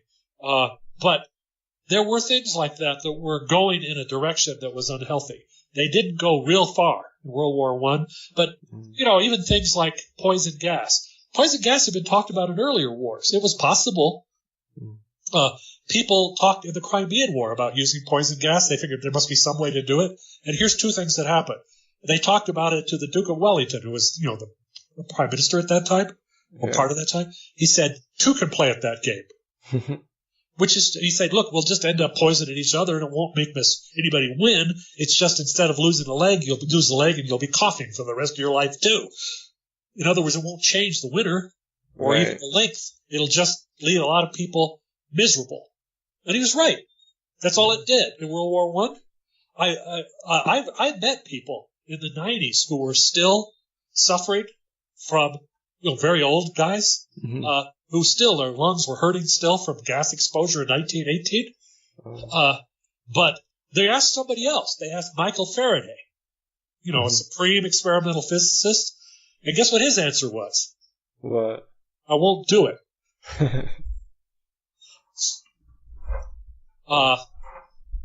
Which is apparently not the typical reaction today. But, in World War I, it was actually a chemist pushed it. Fritz Haber? Yeah. Fritz Haber had come up with the method of making artificial nitrates, which were essential for Germany because they could no longer import them, and they needed them for fertilizer and explosives. So he's a big guy. He's the guy who let the war keep going. He's important to Germany. So he has influence. And he said, what I think we should do is make poison gas. Maybe we could win the war with it.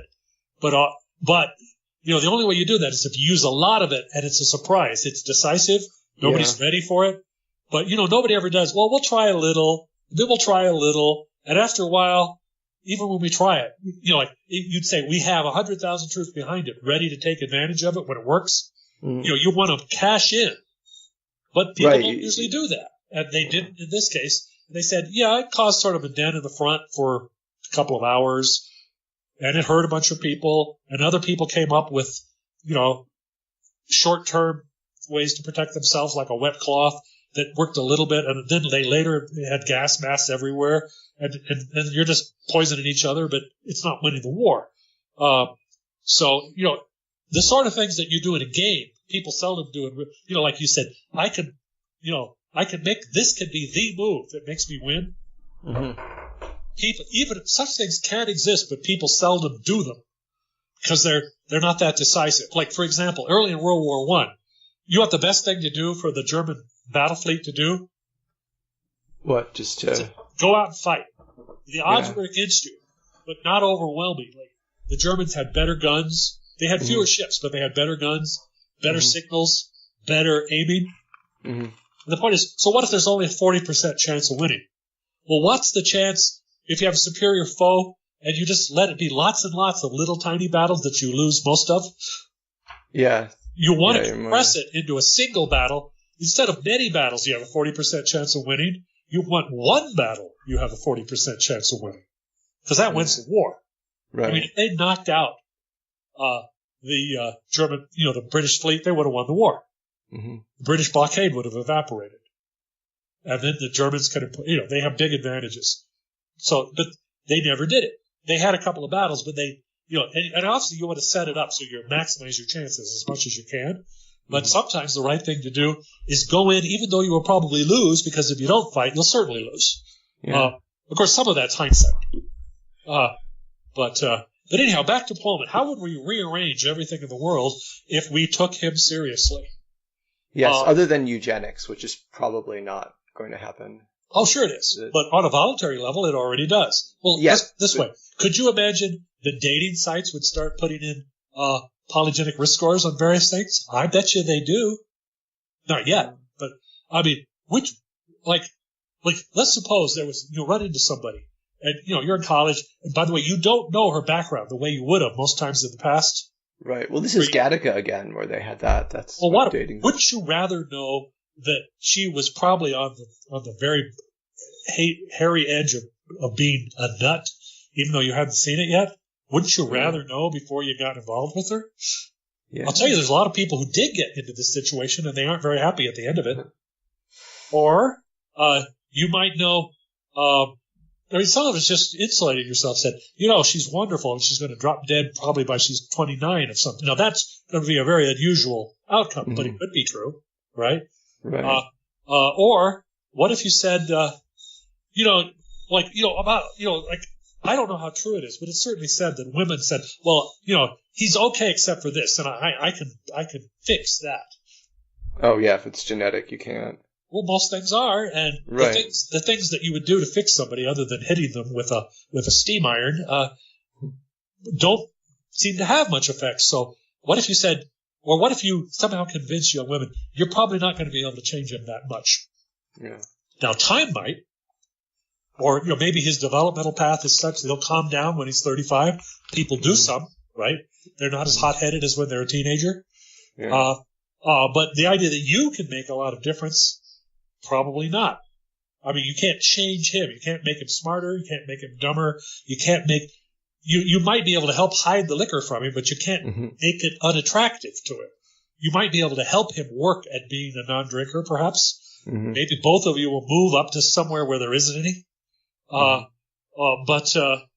there's lots of things that, now I don't know how seriously, like this is it's a truism. People say women sometimes aim at changing the guy. I don't know how true that is. But if they are thinking it, they're mostly wrong. Or people who said, I know I can make my kid able to do X no matter what X is. They're probably mostly wrong.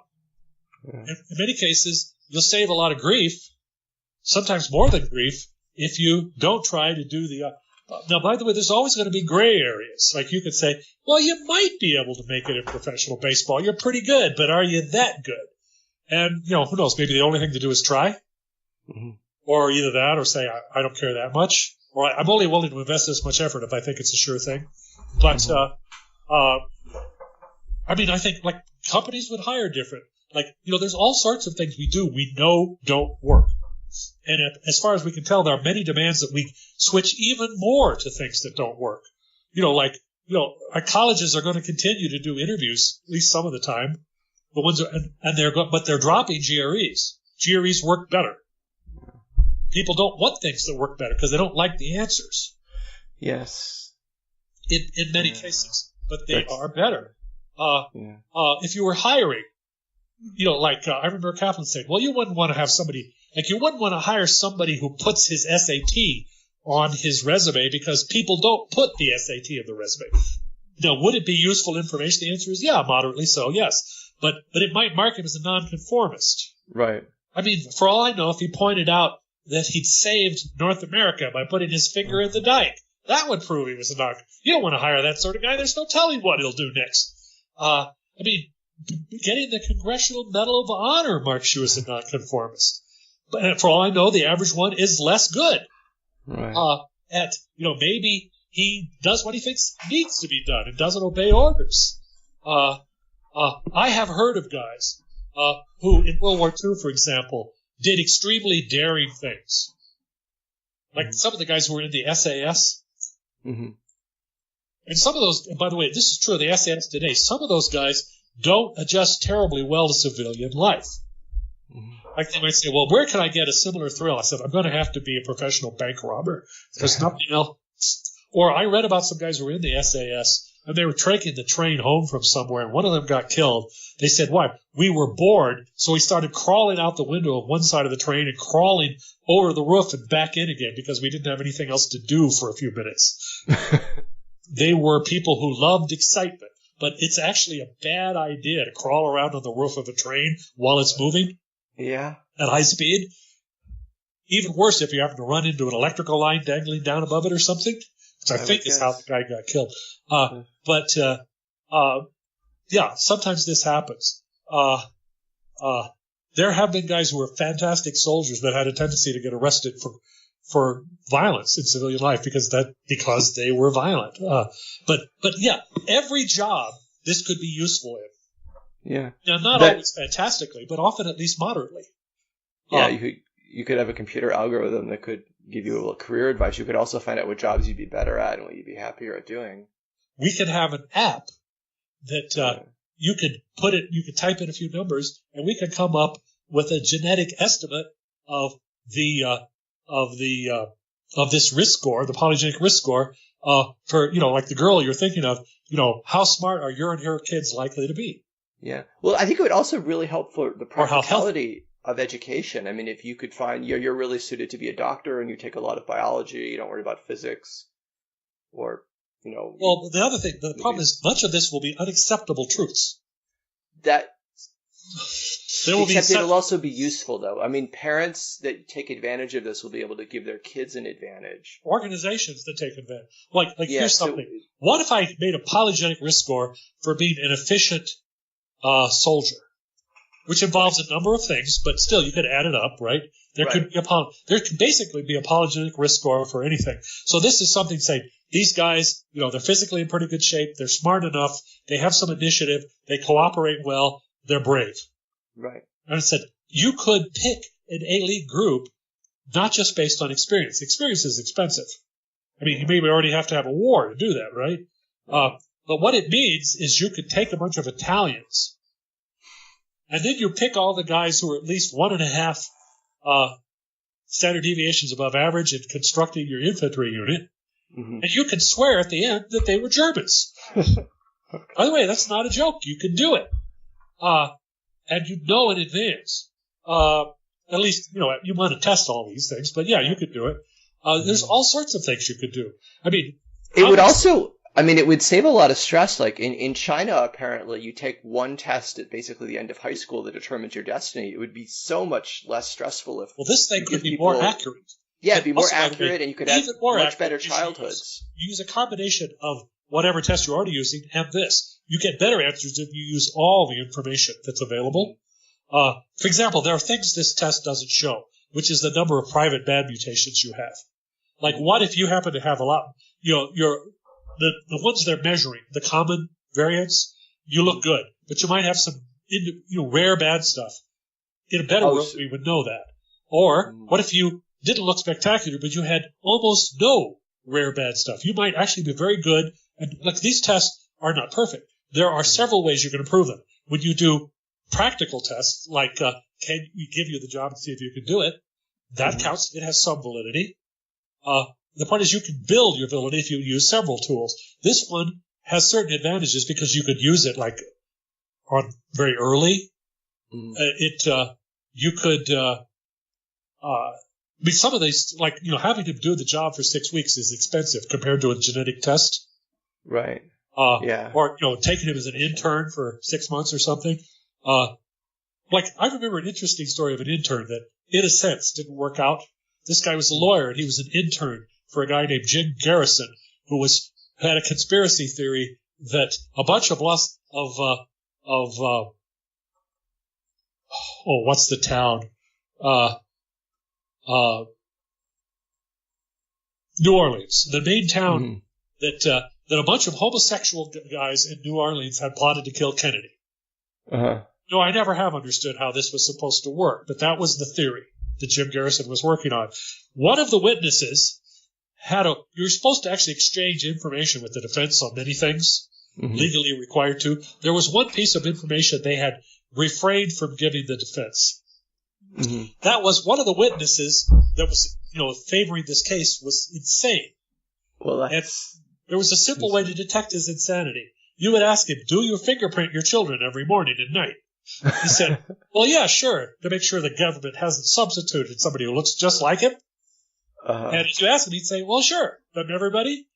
But they had not released that little piece of information about this key witness. But this guy who was an intern was going to be gone in a week. Yeah. And Jim Garris said, look, this whole thing is insane. I'm going to tell the defense. I'm going to tell Clay Shaw's defense. Like, so when they're checking out the witnesses before the trial, Clay Shaw's lawyer says, so, do you fingerprint your children every morning? And the prosecution says, well, okay, we just lost that witness. And the guy says, yes, of course. Doesn't everybody? And you can call that from the prosecution, from the state's attorney's point of view, that intern was a mistake. He was not a conformist and truly loyal to his boss because he wasn't a demented asshole the way his boss was. You can't trust those interns. That's true. But we should probably. Oh, sorry. I think we're approaching like about over 3 hours. We should probably wrap it up. Sure. So, are there other concluding? Have we covered everything that you've wanted to cover? What I think is interesting, which would deserve basically thinking about it pretty hard, is all the implications if we based our policies on the way things actually work rather than the way that we wish they did. Yes, well, that's true in a lot of life, probably. Yeah, but it's probably more true here than most things. Our entire real estate market, much of it is shaped, not all of it, much of it is shaped by wanting to have your kids at a good school. And a good school is made because the neighborhood is expensive and only people of higher social class can afford to be there. It isn't anything to do with the school itself. What are these people paying for as a group? Nothing. Yeah. This is a major part of the whole American economy. We're buying something that you can't buy, but we're paying for it anyhow. It isn't just in that. How many companies are hiring people significantly suboptimally because, like, there are things that you could use that people used to use. Like, you could use information on how the guy's relatives did in hiring, but no one ever does, right? Except on a very informal level. Right. Like, for example, if that geometry teacher of mine had wanted me to, I don't know, help him with his books or something, he would have said, yeah, he might be able to do it. His mom was pretty smart, but that's about as far as it goes. No, does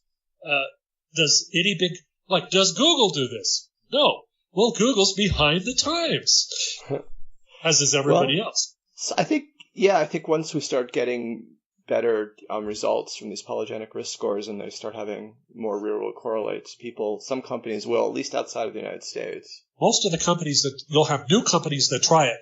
The old companies will refuse to change. And some of the companies that try it will be enough more successful that it will eventually spread. But everybody will fight it every step of the way. And they might even succeed because it will not have the right diversity implications. Well, we don't know that. It could, it's like that thing about getting kids in gifted classes. If you have actual tests, you sometimes get more minority students because the teachers have prior beliefs. But that story, I read the details of it. It's a lie. Well, then that's probably not a good example. You know what the secret was? They had different thresholds for different groups. Oh, all right. Well, that was a nice story. Big differences in the thresholds between the different groups. So if you said anybody in this group who scores above 110 is gifted in Group A, and everybody who scores above 130 is gifted, that's what they did. All right. Well, that's a good example then. Yes. I saw a couple of people quoted it on Twitter, and I said, there's only one problem. It's not true. But it can be true. It has been true in the past if you're talking within a given ethnic group. For example, there were, what if people they exaggerated the real trends and says, well, all the smart kids are going to have, let's say, fathers who are physicians or something. Right. The answer is a disproportionate amount, but probably not the majority because there's so many other people who aren't physicians. And you could overshoot and say, well, we're not going to get anything from these guys who are just ordinary farmers. But in fact, you do. Well, you might observe that people who don't go to college, there are very smart people who aren't now going to college and who could be useful for some, high-paying jobs. Who knows? I might even be willing to hire Bill Gates to do something, and he didn't finish college. Yes. But yes, that's possible. But the point is, what they did was they reached farther outside of the talent pool that would come out of things like prep schools. They're saying, hey, there's a bunch of smart kids even in the regular high schools, not just the prep schools. They may be a bit more concentrated in the prep schools, which they are. And they said, well, and also there were guys just out of the middle of the sticks that weren't close to a university or something, and there still are, but there are other more important things going on. Like, I would guess at this point that although I was going to say, although almost nobody's talking about it, but I've decided it's because almost nobody is talking about it. I suspect one very important thing that's involved in college admissions is if they get any sense as to your ideology, that they'll sink you like a rock if you're like anywhere in the bottom 75, the rightmost 75%. Yeah, I'm a bit afraid of that, but that could be true. I just read an example of somebody, a pretty bright guy, who has been interested in things like Plowman's work. And he said, I got rejected from here, and he's talking about grad school, but I think it's the same. I rejected, and then no one said why. My scores were top. And I said, right now I think, like, Ron Unz was talking about, various reasons people are discriminating. He says, I would be most interested in the actual reasons people are discriminating, which would involve, some of it would be hard to do because you would need to know who's applying, which you generally don't. But in principle, if for some reason you got all their records, you would know. And like, suppose somebody said, my politics are pretty close to Robert Taft. All right, and he applies to Harvard. I don't think he'll get in. All right, what if I said, my politics are pretty close to Harry Truman? I don't think he'll get in. If he says, my politics are pretty close to Dwight Eisenhower, I don't think he'll get in. If he says, my politics are pretty close to John F. Kennedy, I don't think he'll get in. Now, we're up to Lyndon Johnson. Maybe. Yeah. Maybe. But I don't know. I mean, I bet you Lyndon Johnson thought there were only two sexes. Right. I mean, I suspect it's a big factor, but I don't know how big because I haven't seen anybody try to measure it. I mean, and there are things that people talk about as a plus. I said, but in real life, they're actually a mild negative. Again, we're thinking of genetic correlations. They said, well, we're not allowed to pick an X. We'll pick a thing correlated like X, like having a felony record or something. There was a girl who I think she ended up going to, what was it, Columbia? She had a little problem in her past. She killed her mother. Her mother didn't approve of who she was dating when she was 14, so she and her boyfriend killed her. But, she wasn't in prison for very long because she was only 14 years old. They often give you and she had pretty good grades, and she said, well, it's not like this is any reflection on your moral character. And I said, call me eccentric, but it strikes me. And by the way, we're not talking about bumping into her when you were 6 years old so she falls down the stairs or something. Right. No, right. They murdered her. And there were people who said, well, we wouldn't want to act like we're prejudiced against her just because she killed her mother. I said, but you should be.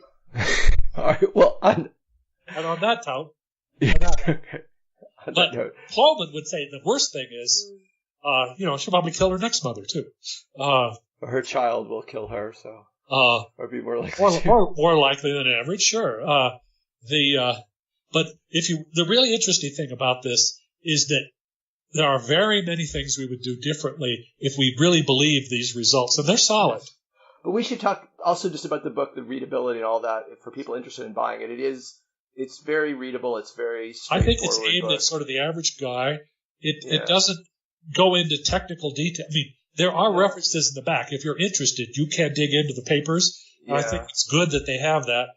The deficiency, I would say, and again, this is for the technically interested, he doesn't think as much as he should about some of these problems in terms of evolutionary biology.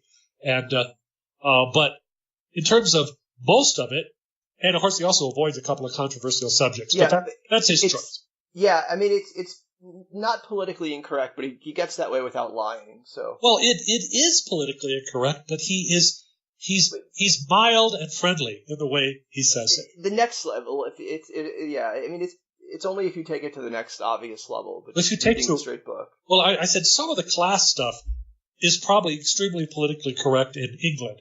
I think in this, and it is in some circles in the United States, but I think less so. It's But compared to your blog, it's quite mild. Well, yeah, I mean, but in many cases, I'm saying almost exactly the same thing. With a different emphasis. It depends on the topic. Sometimes I'm saying it in exactly the same way. In terms of the effects of schools, I would say what I'm saying is not very different. That mostly in terms of, like, they can teach you a factual piece of knowledge. And I said, I think what really masks the importance of factual piece of knowledge is usually they're widely shared, so they don't make a difference. Even if everybody now knows how to calculate a thing by a new clever method, I mean, that's good, but it isn't usually kept restricted to a small group. Yes. And that's the key. It's not that what they teach you is useless. It's just what do they teach you that they don't teach other people? And there isn't much useful in that. And if it is, it doesn't last. It doesn't stay restricted terribly long. Like at one time nobody knew how to do certain calculations. Now everybody does. But going to school doesn't cause you differences in knowing that. It's everywhere. So that's the general. And in a sense, that's always been a problem with, intelligence gives more scope. Language gives more scope to intelligence, but it gives less advantage to individuals with more intelligence because people copy the things you do. Like you invent something, they copy it.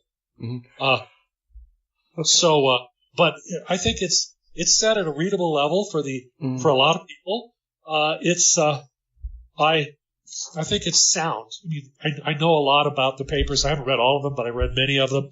I know some of the people involved, not most, but some. As far as I know, this is all pretty solid. And for that matter, it actually accords with general experience. It isn't really true that everybody had always seen that identical twins are wildly different. They've always seemed similar. Families always seem more similar than, random people you pulled off the street. Now, it may not have been as obvious what made that similarity. And actually, one of the things about this is there are adoption is much more common. Well, in the period he was looking at, it was much more common than it was in 1800 and more common than it is now. In a sense, it was a natural experiment with a limited time expiration on it. In most of the past, adoption was rare. And they don't talk about it. I mean, it was illegal. There was no law that allowed adoption in places like England, the United States, most of Europe. It didn't happen much. I mean, adoption became legal in England in 1925. It's kind of an American invention.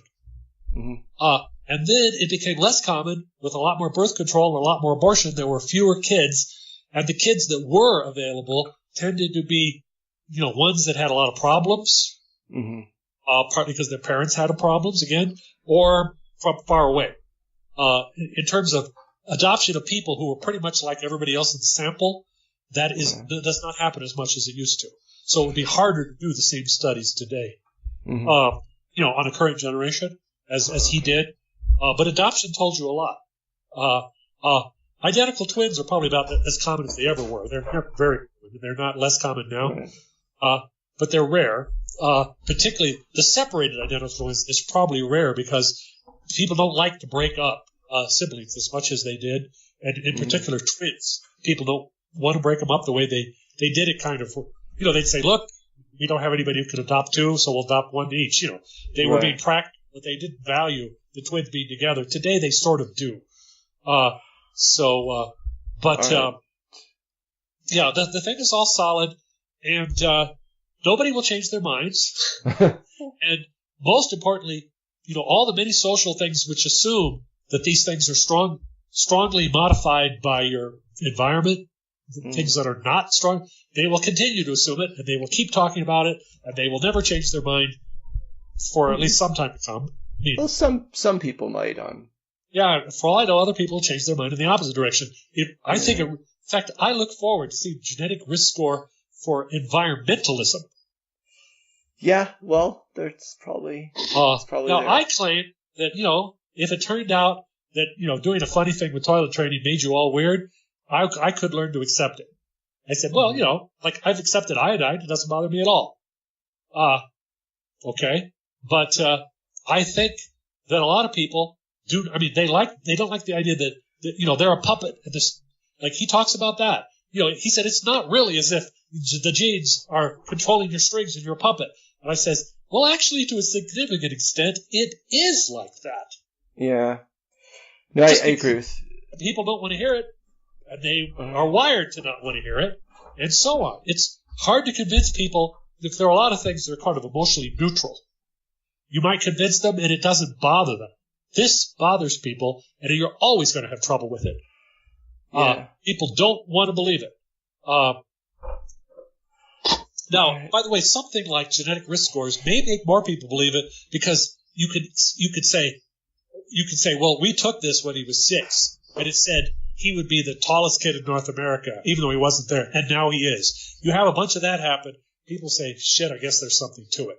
If you have a lot of real life, everyday, successful prediction. Mm-hmm. Although, since most of this will be partial prediction, imperfect prediction, I don't know how convincing that will be to people. But, on average, it's more or less true. Or if you say, this kid is going to, he's going to be an axe murderer. See, that'll be different. Like, they'll arrest some guy for a serial killer. You know what the neighbors always say? Well, he's always quiet. Kept to himself a lot. Although, when we checked it, his genetic risk score always said he was likely to be an axe murderer. That might be a story we'll hear in 20 years. That's true. Okay, anyway, well, enough. Yes. Well, I enjoyed talking about the book Blueprint with you, and thank you. It's actually a pretty decent book. I would recommend people read it. Definitely. Okay, take care. You too. Bye-bye. Well, thank you for listening to The Future Strategist. If you enjoyed this podcast, please consider subscribing to my Facebook group, which is called Future Strategist, or following me on Twitter at Jim D. Miller, and please consider giving me a high ranking wherever you listen.